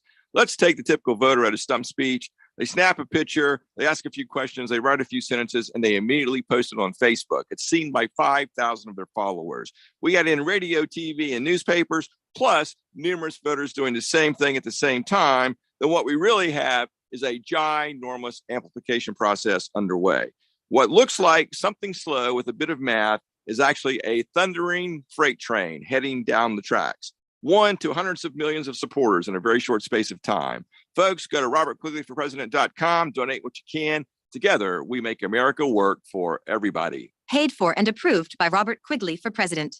If you are an IT professional looking for an opportunity with great benefits, the freedom to creatively solve problems in a career with great growth potential and a team environment, look no further than Affinity Technology. Serving the Valley since 1992, Affinity Technology is looking for a level 1 tech to develop and deliver excellent solutions and outstanding customer service. Visit atechaz.com/jobs and get started with your future today. That's atechaz.com/jobs. Hi, this is Dr. Brad Schaefer. As a podiatrist, I can tell you no two people's feet are alike, which is why I recommend Dr. Scholl's custom fit orthotic inserts. They're customized for your feet, so you get a unique solution your feet really need, not just a one-size-fits-all insole. They're clinically proven to provide pain relief for achy feet, knees, lower back, plantar fasciitis, and heels. Take the Dr. Scholl's custom fit orthotics assessment in Walmart today, now in the foot care aisle. Hey, wouldn't it be great if life came with a remote control? You know, you could hit pause when you needed to, or hit rewind, like that time you knocked down that wasp's nest. Uh-oh. Or that time you forgot to roll up your windows in the car wash. Fantastic. Yeah, a remote control would have come in handy then. Well, life doesn't always give you time to change the outcome, but prediabetes does. With early diagnosis and a few healthy changes like managing your weight, getting active, stopping smoking, and eating healthier, you can stop prediabetes before it leads to type 2 diabetes. It's easy to learn your risk. Take the 1-minute test today at doihaveprediabetes.org. Life doesn't come with a remote control. So you're on your own with the wasps. You have the power to take control of prediabetes. Visit doihaveprediabetes.org today. That's doihaveprediabetes.org. Brought to you by the Ad Council and its Prediabetes Awareness Partners. KQFN Tempe, also transmitting on K25CD Phoenix at 99.3 FM and K240 Rolling Hills at 95.9 FM. It's time for the third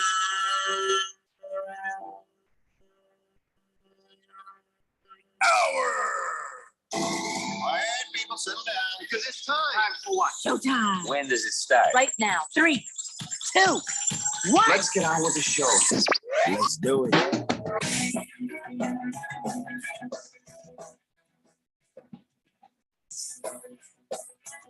All right, everybody, it's 5 o'clock here on the Daily Blender. And your good friend, your radio pal, Jeffrey O'Brien, alongside Randy White.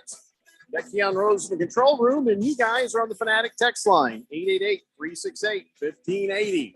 Big George has gotten on my damn nerves the entire show, and now I think we know why. He says, my wife and I just made a big purchase today. We bought a 2022 Chrysler Pacifica minivan. So yeah, I might be a little testy. Never thought I'd be a minivan dad. It'll be my wife's main vehicle, but I'll be driving that vehicle around too, safely transporting our 2 kids. I'll be blasted riding dirty by a chameleonaire every time I drive that thing past the police car, though.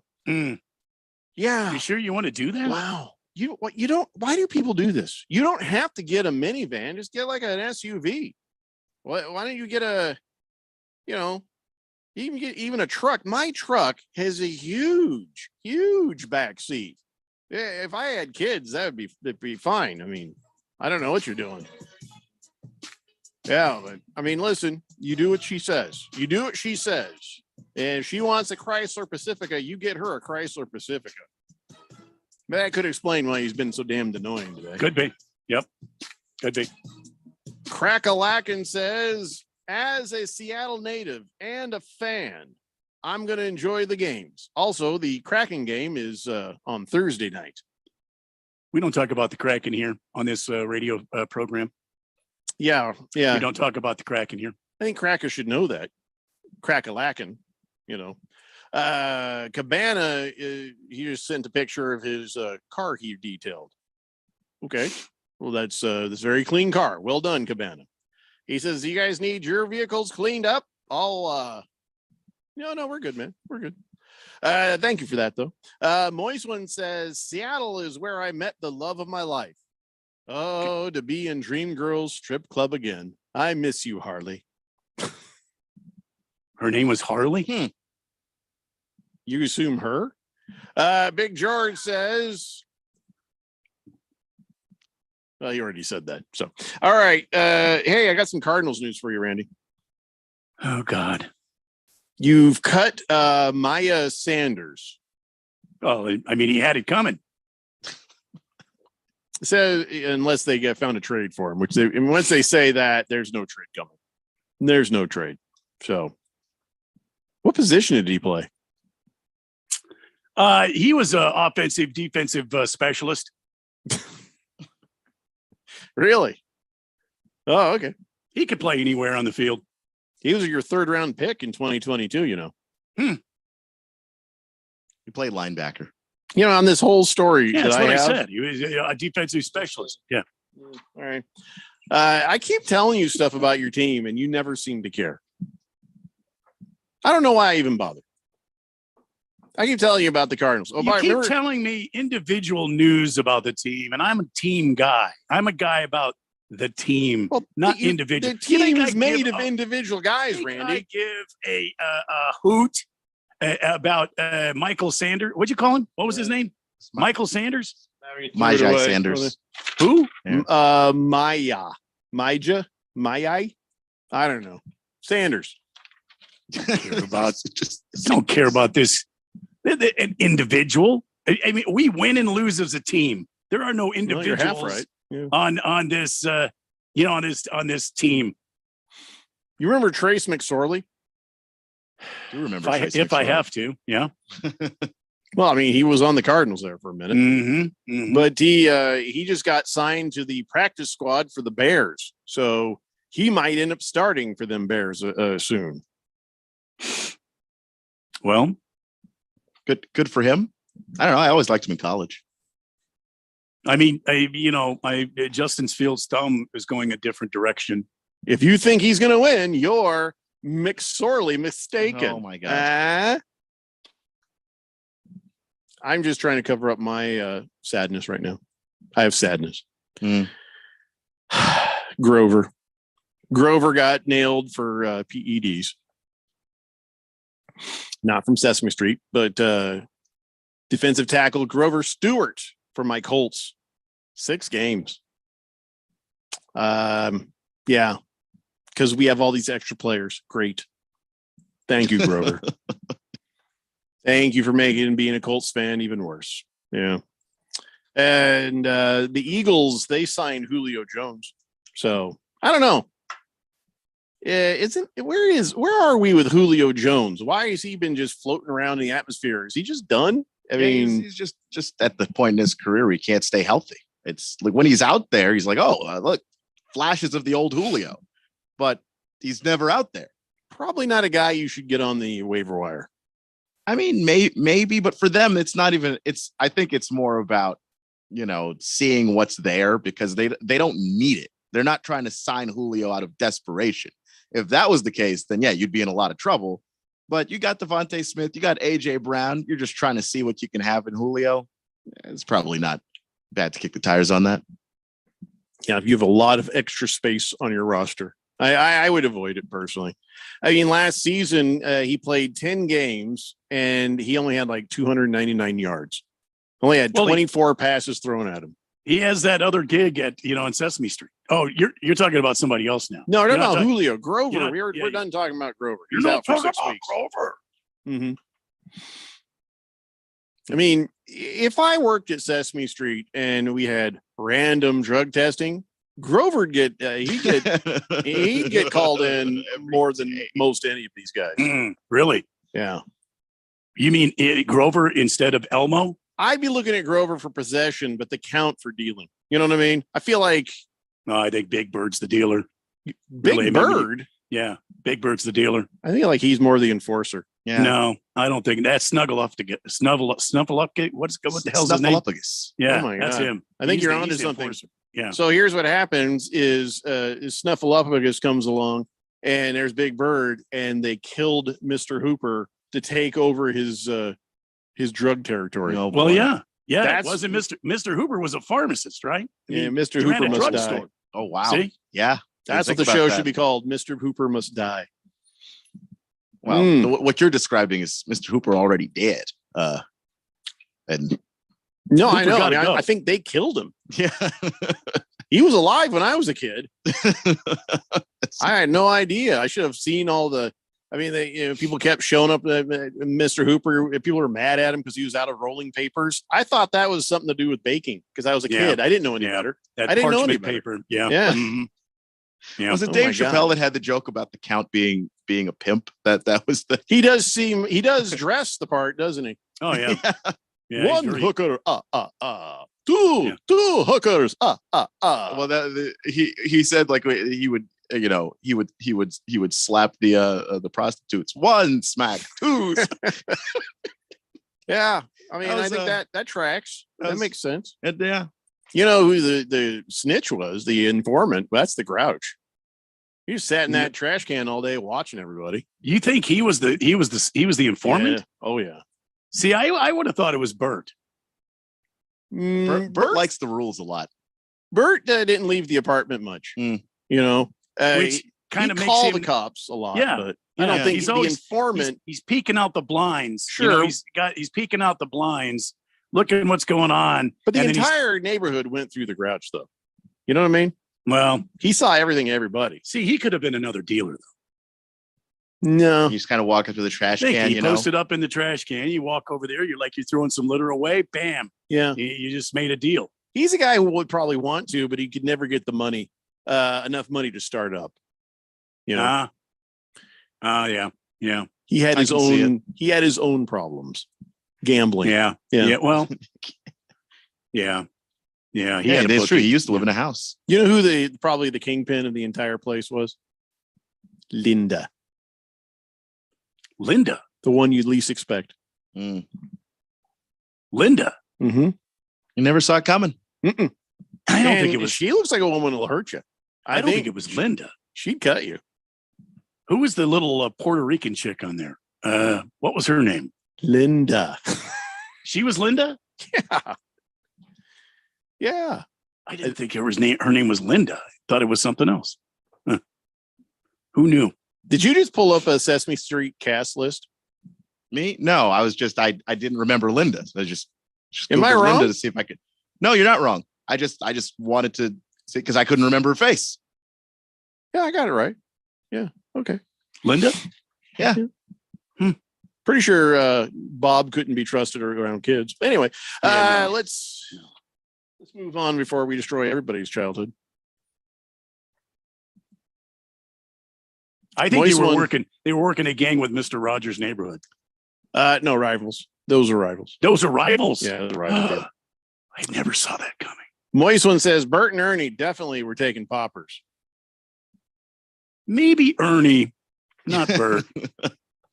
Not Bert. Bert's too uptight. goody two shoes. Yeah, he's real tight. Baker's Cocky Hen says, "Can we play this game with Daniel Tiger?" No.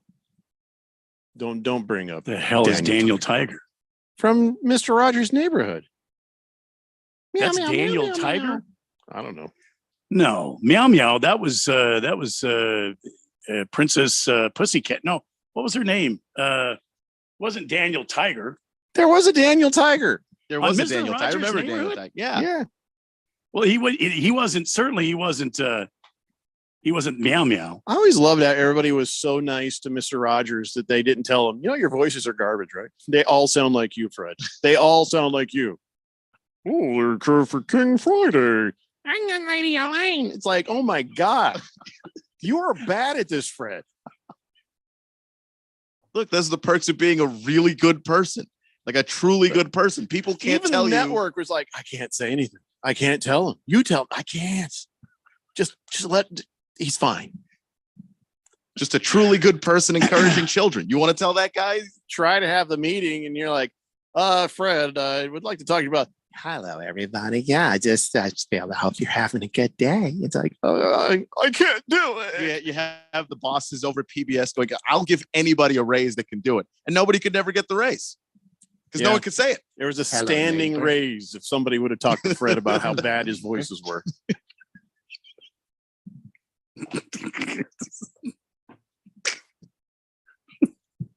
Finisher says, loving the Sesame Street After Dark, broken down by the Daily Blender. Thanks, Finisher. Baker's Cocky Hen says, Bert was sipping his wine with Kermit the Frog, acting like his drinking is fine, while everyone else's issues matter. Is that a poem? Did you just write a poem? And by the way, if Ernie comes in and sees Bert with Kermit, I feel like a breakup is coming. 888-368-1580. Fish Tank says, I've got the Coyotes game going here, boys, and it feels really weird to plug the antenna into a 90-inch TV, but after some finagling, that signal is actually pretty solid. I keep forgetting to buy an antenna for the TV because YouTube TV, the one thing I've noticed, sometimes it's great. Sometimes when you're watching the Sunday Ticket, you're like right now, my voice, this is like, hey, this is the NFL game on something or other. And then the commercials all get quiet and they sound kind of weird like this. I'm like, thank you. Because I was going to turn that down anyway during the commercials or mute it, but I know it's not on purpose. It's like the audio's out of phase. And it made me like question my receiver, and I checked it and I know it's not mine, it's them. And I love that. And I worry that if I go to the antenna, then all the commercials will be loud again. You guys notice that with YouTube TV? Sometimes the commercials sound funky. Yeah. But I like the funky of the commercials. Because it's streaming. It's not broadcast. Oh, no, but it's like the opposite direction. I think it's a glitch. I hope they never notice it. I love that. But I do want to get an antenna because I feel like when the Super Bowl comes on, I want to have it like, right there in the best quality. By the way, is some of the best quality Fox? Where no, because their broadcast the Cardinals games looks horrible on Fox on Channel 10. Where's the Super Bowl this year? Is it on CBS? I think it's on CBS. I don't know, but it's as far as broadcast quality, I would say NBC or Channel 12. Where is it? NBC. I hope it's not on Fox. Channel 12. Not because I have a thing about Fox, just because the quality on Channel 10 is bad. It's CBS. Okay, we're fine then. CBS. Baker's Cocky Hen says Ishbia has given everybody free antennas in Arizona, so you can watch those Suns games locally. Are they still doing that? Because we tried to get some, and they're like, no, we're out of stock. So hopefully everybody needs them or is getting them. I live kind of far from South Mountain, so I think I'm gonna need something a little more substantial than the little things that he's giving away. Pringle says, Jeffrey, if you're working out new material, stop. Not working out any kind of material. We're just having our own fun. If you don't like it, leave. Reaper says, you lose as a team. Don't know about winning. Mr. Pink Eye says, could get a station wagon. Do they still make station wagons, Big George? I love the old station wagons, Randy. Those motors in them are bonkers. Yeah. Oh my God. You put the hammer down on a station wagon and you're gone. Goes. Yeah. Oh my God. I had an old, like a 78 Mercury Zephyr wagon. That's back in the day. That's like a small station wagon, though, isn't it? Mercury Zephyr wagon had it had the 305 in it, but man, okay, so it's the older kind. It would haul the mail. I bet. It was white and it had wood grain on the side and it had purple tint. Purple window tint. I'm sure it didn't start out purple. It just quickly became purple. Oh no, I bought the damn thing used. I bought it used. Yeah.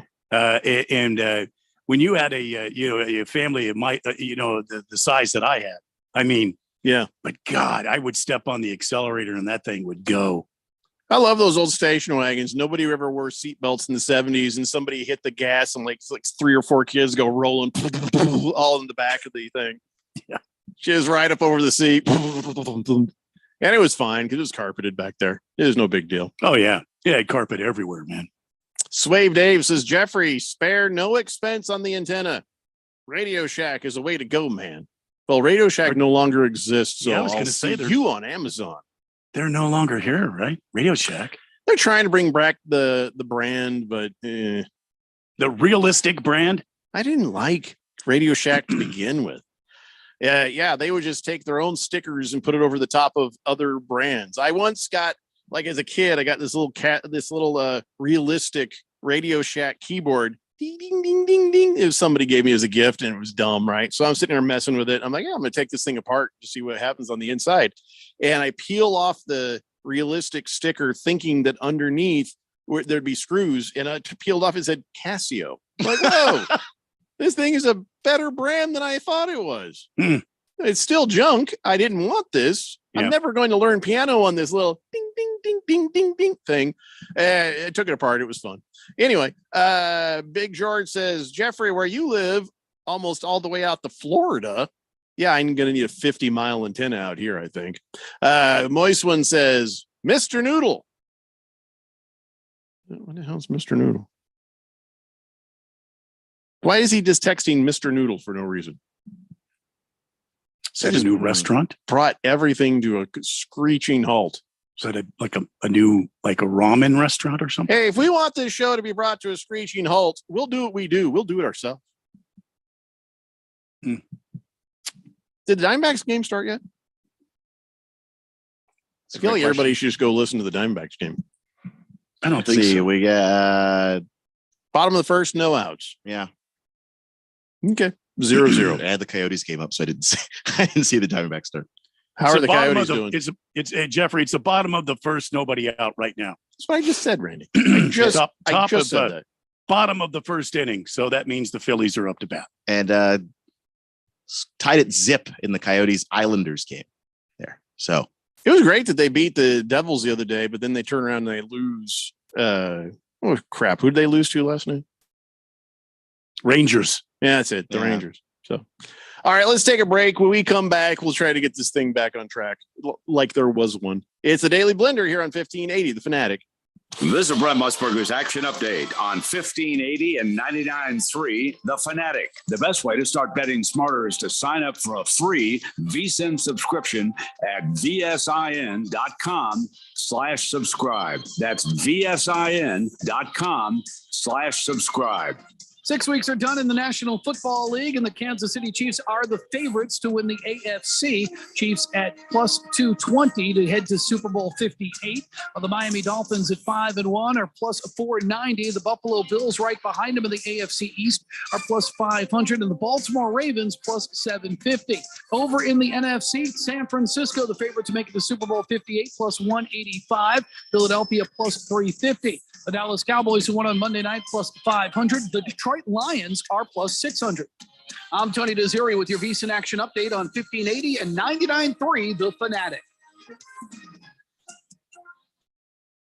Want even more excitement on game day? It's time to get on Prize Picks, the best way to win big on fantasy sports. Here's how it works. Just pick 2 to 6 players and choose more or less on their stats. If you get them right, you could win up to 25 times your cash. It's quick and easy to make your picks. And with fast and safe deposits and withdrawals, Prize Picks is the place to play this season. Prize Picks has awesome weekly promotions, and they're the only daily fantasy platform with an injury insurance policy, keeping you in the game even if one of your players goes down. Sweat it out. Watch your entry update in real time and continue the fun by making picks on second half and fourth quarter stats. Take your game day experience to the next level with Prize Picks. And right now, you go to prizepicks.com/primetime and use code primetime. Prize Picks is matching your first deposit up to $100. That's prizepicks.com/primetime with code primetime for a 100% deposit match. Prize Picks, daily fantasy sports made easy. Must be present in certain states. Visit prizepicks.com for more details.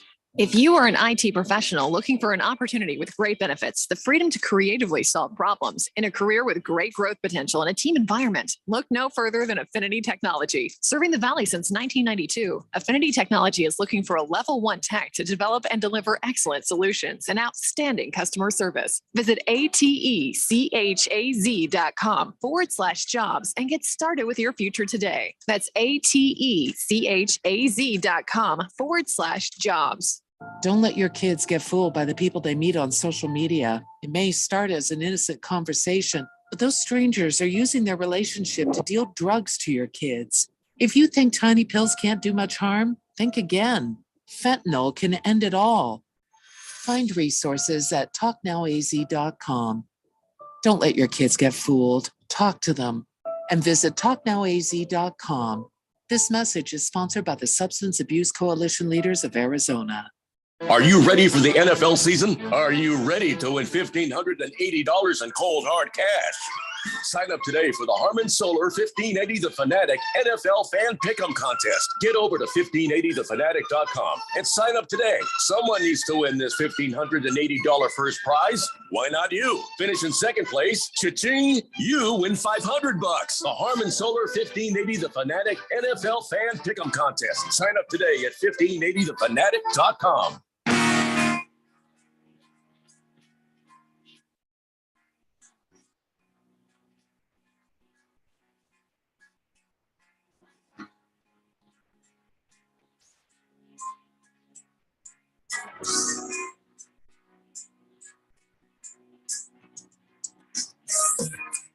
Today's Blender here on 1580 The Fanatic, and looks like the Phillies just put one on the Diamondbacks. Trey Turner with a solo shot, so there you go. And no, Big George, we didn't jinx the Diamondbacks just because we talked about them. That's dumb.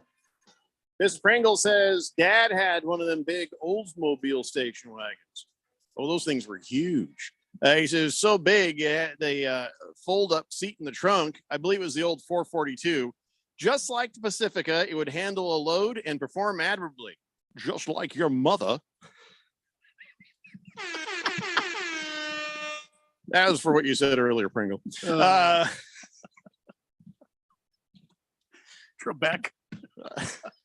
I had to do it in that voice, or else it just seems cruel. So I don't know if you heard, but flag football is about to become an Olympic sport for both men and women. Telling you that's what the NFL's headed for. I don't think so. I don't know if it's exciting enough for the world. We'll see what happens. It's making its debut in the 2028 games in Los Angeles, along with the super exciting squash. Well, I don't know anything about squash, so that's, I guess I'm not missing anything on that front. But as far as flag football goes, I do think that that's probably the best idea, because you want other countries in the world to be able to compete, which means that if you play a sport like flag football, you can do it with a smaller budget. You don't have to, ask squash. Squash is just basically racquetball, isn't it? I have no idea. This is the first time hearing of it. So Keon, look it up. Let us know. So anyways, there's some other things that are coming back to the games in 2028. Cricket, lacrosse, baseball, and softball. Now, how are they going to do a cricket tournament? One game could last 3 or 4 days. I don't know. I guess nobody cares, so they can put it off to the side. So it can take as long as it needs to take. Cricket hasn't been played at the Olympics since 1900. Lacrosse has been played twice, but not since like 1908. Baseball was a medal sport from 92 to 2008, and then again in 2020. Softball was one from 1996 to 2008, and again in 2020. The interesting thing about the addition of flag football is you might actually see not just NFL players in the teams, but former NFL players, because it's a little easier on the body. Gronk is thinking about coming back. Hey, I wonder if Tom Brady would come back just for a little fun in the Olympics. So it'll be the same for Major League Baseball. I'm sorry, the Major League All-Stars in baseball for the Olympics. But Randy, I'm sorry. Oh, God, I didn't want to tell you this. Tragically, breakdancing will not return. Damn it. Yeah, it's making its debut in Paris in 2024. So that's it. That's your only chance. One time. They haven't even done it yet. They've already decided it's no longer interesting enough to repeat. Yeah. So maybe pull it out of Paris too. What are you doing? I don't know. Also, people squash. spend 4 years preparing for this. I mean, there's some poor person that is absolutely heartbroken. Squash is very similar to racquetball. You play, you got the four-walled court, right? Yeah. Why not just call it racquetball? I don't know what the differences are. I didn't read that far in the article. I think the racket is a little different. It's like a longer racket, almost. It's almost the length of a tennis racket, but it's got a smaller. I don't want to say this because y'all are gonna, and the fourth dimension is going to eat me up. A smaller top on it, face on it. The striking end, the head of the racket. The face of the racket. There you go. So you can avoid the head of the racket is smaller. What country is a squash from? That the head is smaller. Then we should go back to football. Where did squash originate? Yeah, London. Yeah. So the England's a place with smaller heads. Oh, that makes boy. sense. Oh God. Oh Lord. Lacrosse guy, what's going to be a dumbed down version though? He just says it's going to be a dumbed down version. What are you talking about? Of lacrosse. How do you dumb down lacrosse? I don't understand what that means. Or do you mean a dumbed down version of cricket? Help me out, lacrosse guy. Complete your thought so I can join you in your disdain or tell you you're wrong. I wonder if we'll end up with like a dream team of NFL players, like the best NFL players current, like go out there and win flag football. I mean, all you would need really though is speed. Flag football is mostly just get Tyreek Hill out there. Flag football featuring the Miami Dolphins. You probably never lose a game. Just let the Dolphins handle it. Just send them. Just send them on out there. Even if they don't win the Super Bowl, they've got the speed to win any flag football tournament, you think, right? Who's faster? Nobody. I mean, the Kenyans, but they can't throw or catch yet. Nobody's even talked to them about it yet. This is brand new. You get them Kenyan. Well, that's more distance running, though. Yeah, I mean, the Kenyans are faster. Well, I always think about them winning all them. The Jamaicans would be because the Jamaicans always win the 100-yard or the 100 Jamaicans. Yeah. Kenyans, yeah, you're right. That's long distance. Yeah, the Jamaicans out there. No, it's a drug test, man. Okay, forget it. No, not the Jamaicans. Well, they make it to the Olympics just fine for the sprinting. Just get the rejects from the sprint team. If they can abstain long enough, then they've managed to do it for other sports, so I assume they can. It'll be the United States versus Jamaicans then in flag football, if they want to. Let's see. Whistling Gerbil says, "Yeah, a cricket game lasts like a week." Lacrosse guy says, "Yeah, lacrosse is going to be 6 versus 6 in a short field." Yeah, that is dumbed down. I don't know how many players go on the field normally. How many players? Normally. Just stall for a minute while I look it up. No idea. I think it's more than 6-on-6, and I think the field might be bigger. 10 on the field. How many are on the field normally for lacrosse?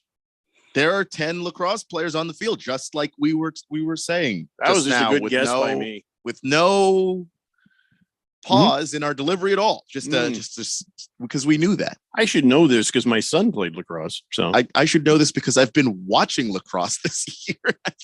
I just like, do you count them? I did not count them. I just watched it. Yeah. King of Kitten says, hey, Randy. Hey, Rando. Yeah. United States Grand Prix. Mm-hmm. Austin this weekend, yes.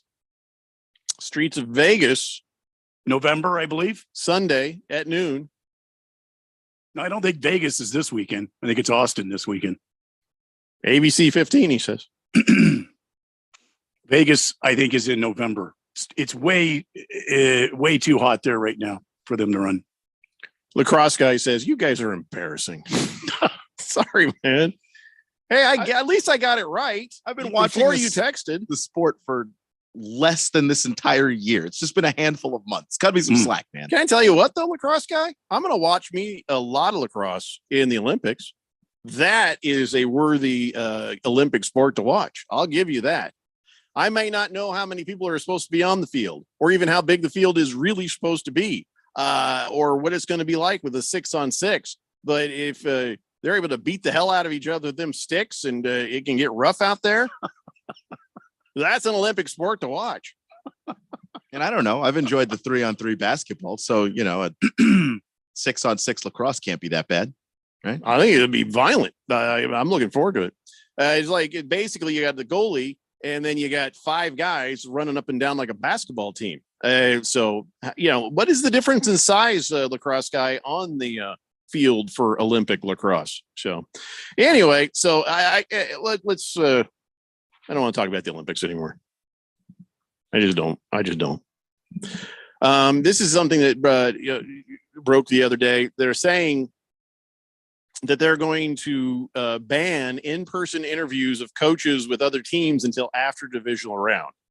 There's a lot of, even about Gannon, there's been a conversation that, well, he didn't really do his best work, or is it Steichen? One of the two. It was Gannon. It was Gannon. Didn't do his best work with the Eagles because he was distracted trying to get a job as the head coach for the Cardinals. And they're kind of like, well, what the hell, guys? So can I just say, maybe nobody should be interviewing anybody for head coach until after the Super Bowl. Thank you. Period. Nobody gets interviewed by anybody until after the Super Bowl. Or until your team is eliminated from the play. No, you make no phone calls to anybody about anything to make the playing field fair because teams that get into the playoffs sometimes are thinking, well, we might want to change our coach anyway. And so nobody interviews anybody till the week after the Super Bowl, period. Nobody. You're not allowed to talk to the guy who's on that team or the guy who's on this team. I think you should be allowed to interview people who aren't on teams, but anybody on a team should be off limits until after the Super Bowl. Thank you. That makes sense to me. Simplify it. That makes a ton of sense. But I don't run the NFL. So I don't know that Jonathan Gannon didn't do his best work because he was interviewing so much as, Patrick Mahomes is on the other side of that field. Like, I don't know that, I don't know that he missed so much time that he just one more thing might have stopped Patrick Mahomes. That's just, that's just what he does. Well, maybe he didn't do his best work. Maybe he would have had some other ideas, maybe he was distracted. Just saying, better to be on the side of making sure that everybody does what they're supposed to than guessing whether or not he was distracted or not. Makes sense. Baker's Cocky Hen says, ladies handball. That's my new favorite sport after watching highlights on YouTube. Highly recommended. I'm squinting at you, Baker's Cocky Hens. Mm-hmm. Feel like I'm not because you might be genuine, but we know the fourth dimension. We know you guys. Big George says, hey, Jeffrey, what is a zucchini's favorite sport? Squash. Get it? Okay, 5-minute penalty. I may not even read On This Day in Big George Sports History for that one. That one might have just gone too far. I mean, I get it, George. And then his previous text, we all love pumpkin spice in this country. Well, what the hell is wrong with you? What the hell is wrong with you? And by the way, what the hell is wrong with women? No man loves pumpkin spice. That's a woman thing. I like pumpkin spice. Uh-oh. What's wrong with pumpkin spice? It's Keon, pumpkin. your estrogen is showing. It's pumpkin, which I like, and Come on, spice, man. which I also like. Come on, man. What's wrong with pumpkin spice? You don't really like pumpkin spice. You're trying to talk me off of it. I'm trying to understand what's wrong with it. The smell of it? What is it? Ian? Have you ever tasted it, Randy? I've never even tasted it. No. I refuse.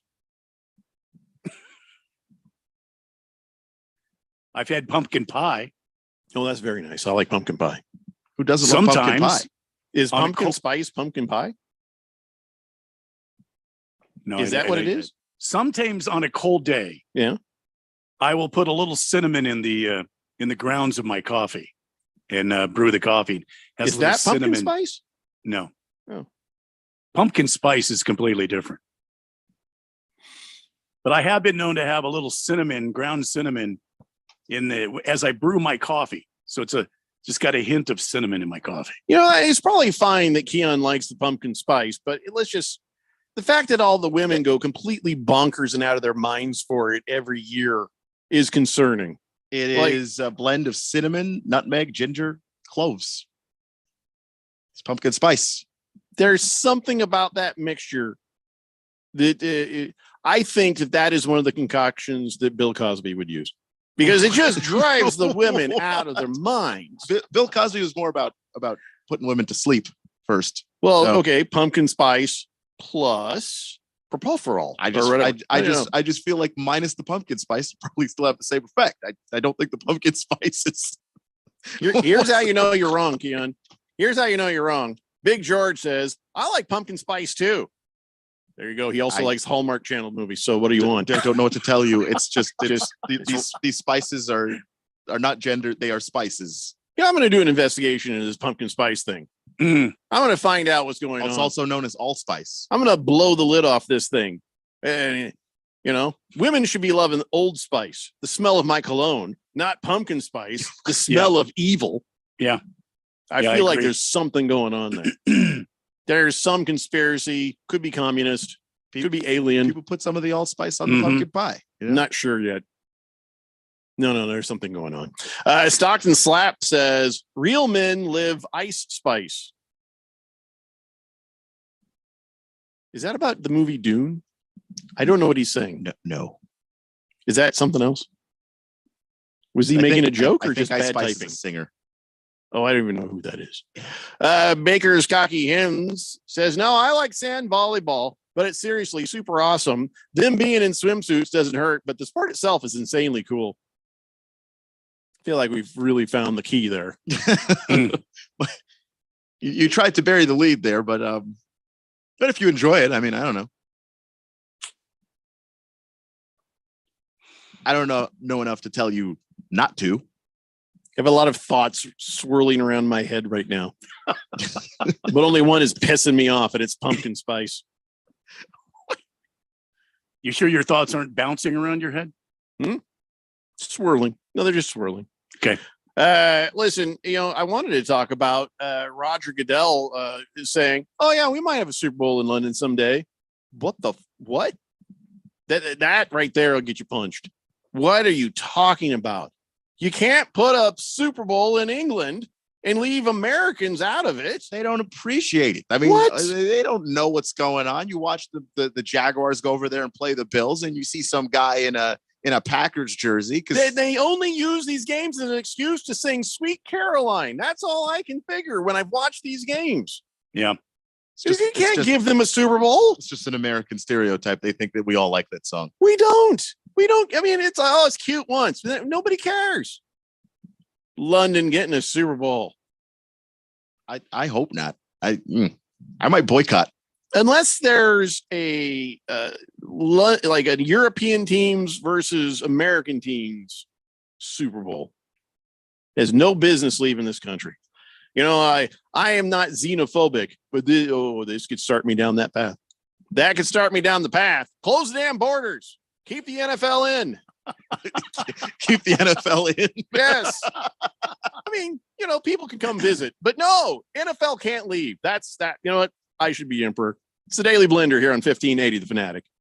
Let's head out. The theater's about to close. Wait, what does that sign say? Warning, watch your step. No, next to it. If you are 60 or older, you may be at increased risk of serious consequences from RSV, respiratory syncytial virus, compared to adults younger than 60. I didn't know that. Not all dangers come with warning labels. Talk to your pharmacist or doctor about getting vaccinated against RSV today. RSV vaccines, including Pfizer's, are available. Learn more at bewareofrsv.com. Brought to you by Pfizer. Hi, folks. Robert Quigley here, America's Independent, Washington, D.C. We're on the road to the White House. Climate repair in detail. Choices are fix the climate or the climate will fix us. Rate of extreme events increasing. Destructive impacts of these events increasing. Humans can't survive at 120-degree temperatures for long. Latin America had 100-degree temperatures during their winter. We have ice core, geological tree ring, DNA records, plus sensors scattered around the planet.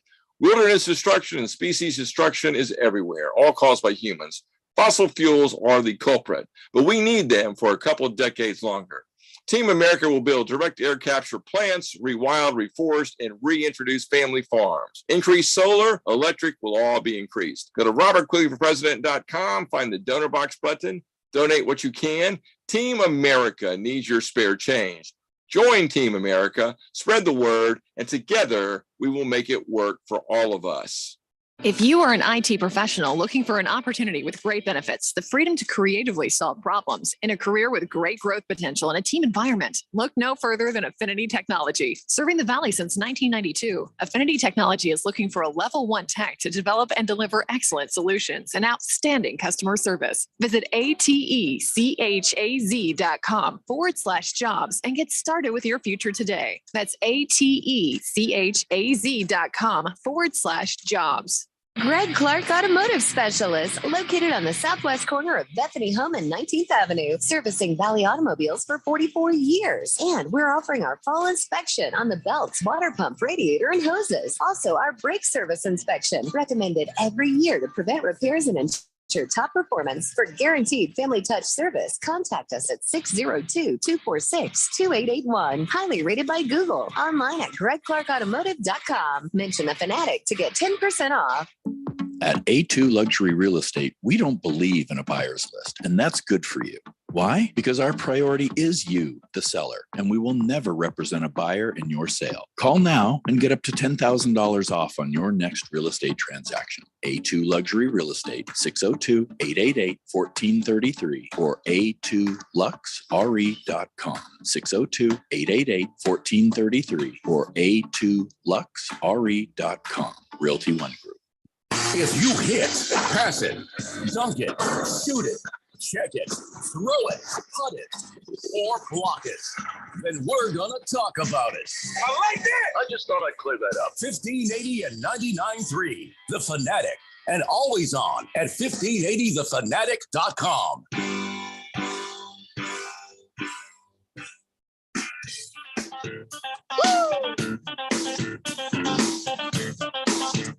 Daily Blender here on 1580 The Fanatic. Top of the third, no outs. Phillies up 1-0 over the Diamondbacks. Okay, so it's still early.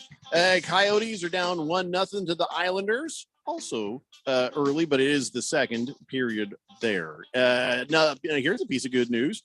Christian McCaffrey has avoided serious injury. They're saying he could play on Monday Night Football. Wow. His oblique rib injury, I guess, is not as bad as people had feared. So that'll be good to see him. I almost think maybe rest another week. Just get that oblique right. Wouldn't you rather have him back 100% than, have him come back and make it worse possibly? I don't know. Depends on how intense it is, because they do say the mildest version of that is just 1 to 2 days. So, all right. Well, here's hoping because listen, he might be your opponent.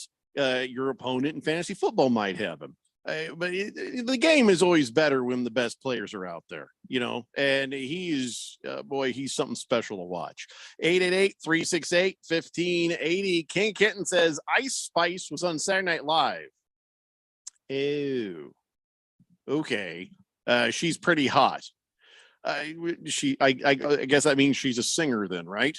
Yeah. I don't know who anybody is anymore. There's some girl in this iPhone commercial that she's like, this entire music video was shot on this. I'm like, I don't know who the hell that is. And I'm not that old. I mean, I am current with music. It's just all of a sudden there's all these TikTok girls, you know what I'm saying? All these making videos and stuff. Kent Kenton says Super Bowl in England would be a kickoff time of noon in Arizona. Would it be noon? I thought it would make it like 8 o'clock at night. They'd have to move the game back or something. I don't know. It's not going to happen anytime soon. It shouldn't happen. Man, it shouldn't happen anytime ever. But United States Americans would riot. You think so? People would riot? Yeah. Well, literally?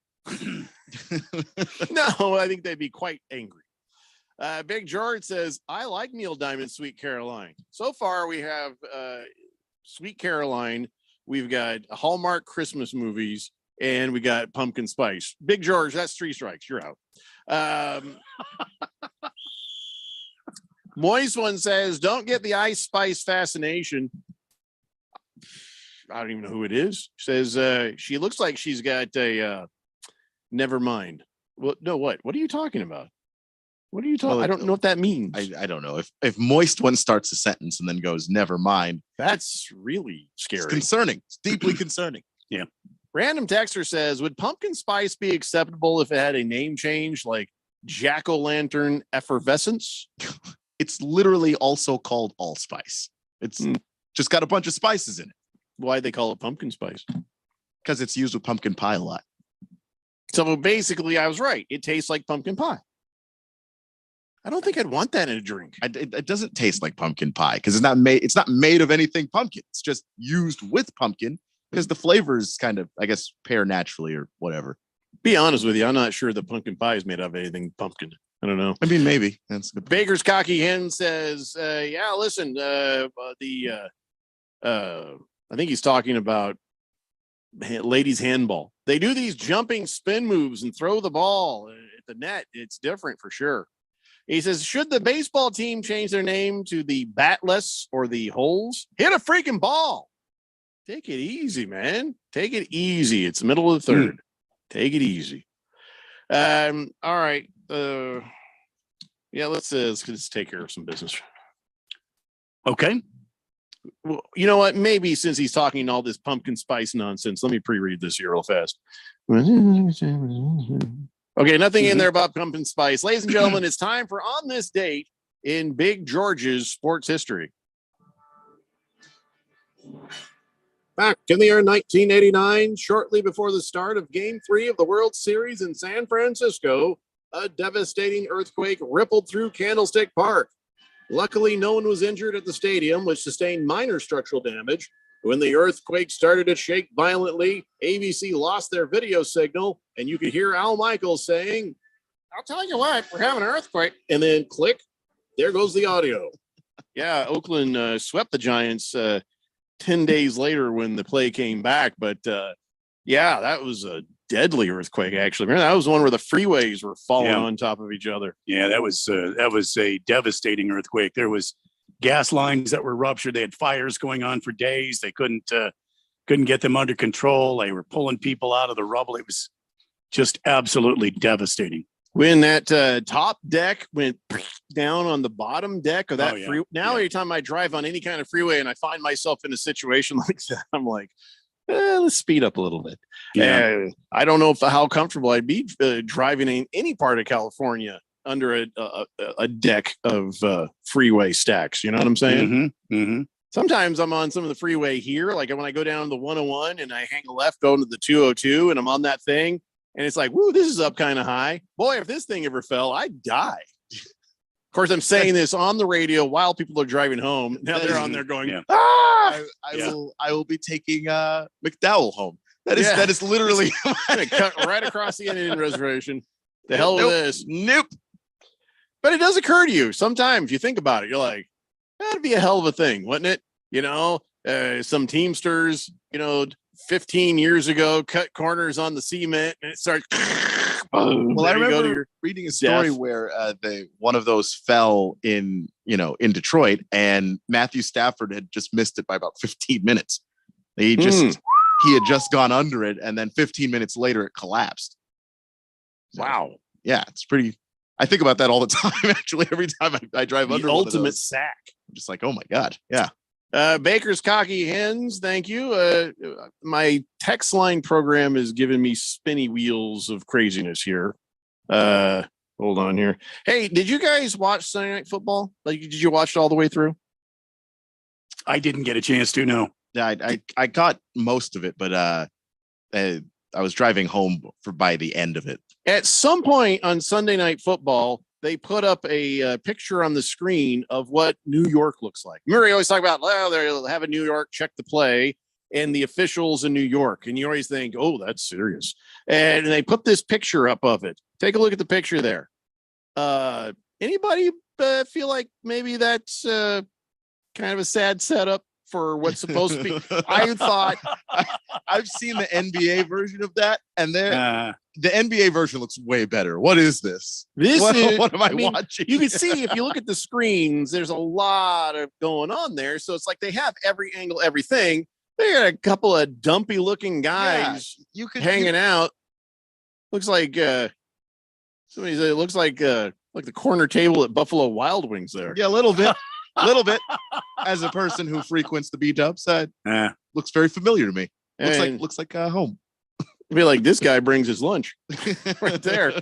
But they showed that on, like, don't show the command center if it's not impressive. It just didn't look that impressive at all. Will Brinson says, the NFL makes $14 billion a year, and the league office looks even like a below average man cave. And it is a sad looking setup. Now they've got the great screens and they do have the technical hookup, but if you're going to be on TV, they set up a camera there so that they could show, hey, here's our command center. Maybe get some matching shirts or something, maybe a little dress code, because it's not about, listen, they're working behind the scenes. Nobody usually sees them. But if you're going to be seen, try to, because dress it up a little. Who has any confidence in New York now? It's looking just, at this. It's just when you get a call from New York, right here. New York doesn't overturn a call and they make a bad call. This is the image that's going to be in your head. A bag of Cheetos. They got crap over here. And Probably got a Yeti loaded down with some beers in there as well. I mean, this guy's got an episode of Ozark right there. It's just they're not even some referee signaling on a wall. I don't understand what's going on there. This is the brain trust. I mean, with the bad posture and just does not install a whole lot of it's confidence. Just if you were watching some kind of space launch and mission control looked like that, you think, man, we're all going to die. Yeah, they're not leaving the launch pad. I'm not getting on the rocket if that's mission control. And the NFL makes more money than NASA. So significantly, yeah. Oh my God. And then there's like 5-6 guys. There's 5-6 guys manning this thing when you should probably have quite a few more to be watching all the different games. Ugh. Well, that's the only game that was going on at the time, though. No, that's a good point. No, this person's just wait. Do you see this? They're just playing Candy Crush right there. That is bad. Anyway, so I don't know if you guys saw that, but I wish I'd seen it on the video. I've only seen the stills of it. It's maybe the NFL needs more money. The NFL actually they agree with me. They need more money.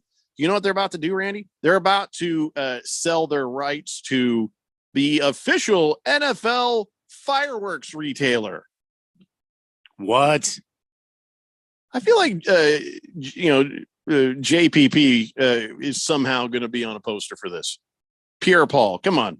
Here's the thing. They're saying that they're going to get a six-figure deal, and there'll be the official fireworks of the NFL. When does it stop? 14 teams play in places you can't have fireworks. Massachusetts bans them completely. So there goes your Patriots hookup. I wonder how much money. I can't imagine that they're legal in New York either. Yeah, So Mom, there but goes at least three they blew my digits off with official NFL fireworks. Jason Pierre-Paul has got his arm around the kid. His left arm hiding because the right arm has fingers missing. So I got to show the good hand in the ad. Look, Mom, just like Jason Pierre-Paul. This is how money hungry the NFL is. They're going to sell you NFL branded fireworks. They've got to go back to the shareholders and say, look, we've made profits again. Like, it's just, they don't care. They just don't care. Somehow. How could this go wrong? I can't imagine. Oh, well. All right, let's see. Where are we leaving you? As if anyone's listening anyways right now. The Phillies are now up 2-0 over the Diamondbacks. The Coyotes are hanging in there. It's 1-0 Islanders over the Coyotes late in the second. Come on, Diamondbacks. You can do this. We've seen you do it before. Let's do it again. We'll see you guys in your radios again tomorrow at 3 p.m. This is the Daily Blender here on 1580 The Fanatic. A lot of schools talk about training the cybersecurity workforce of the future,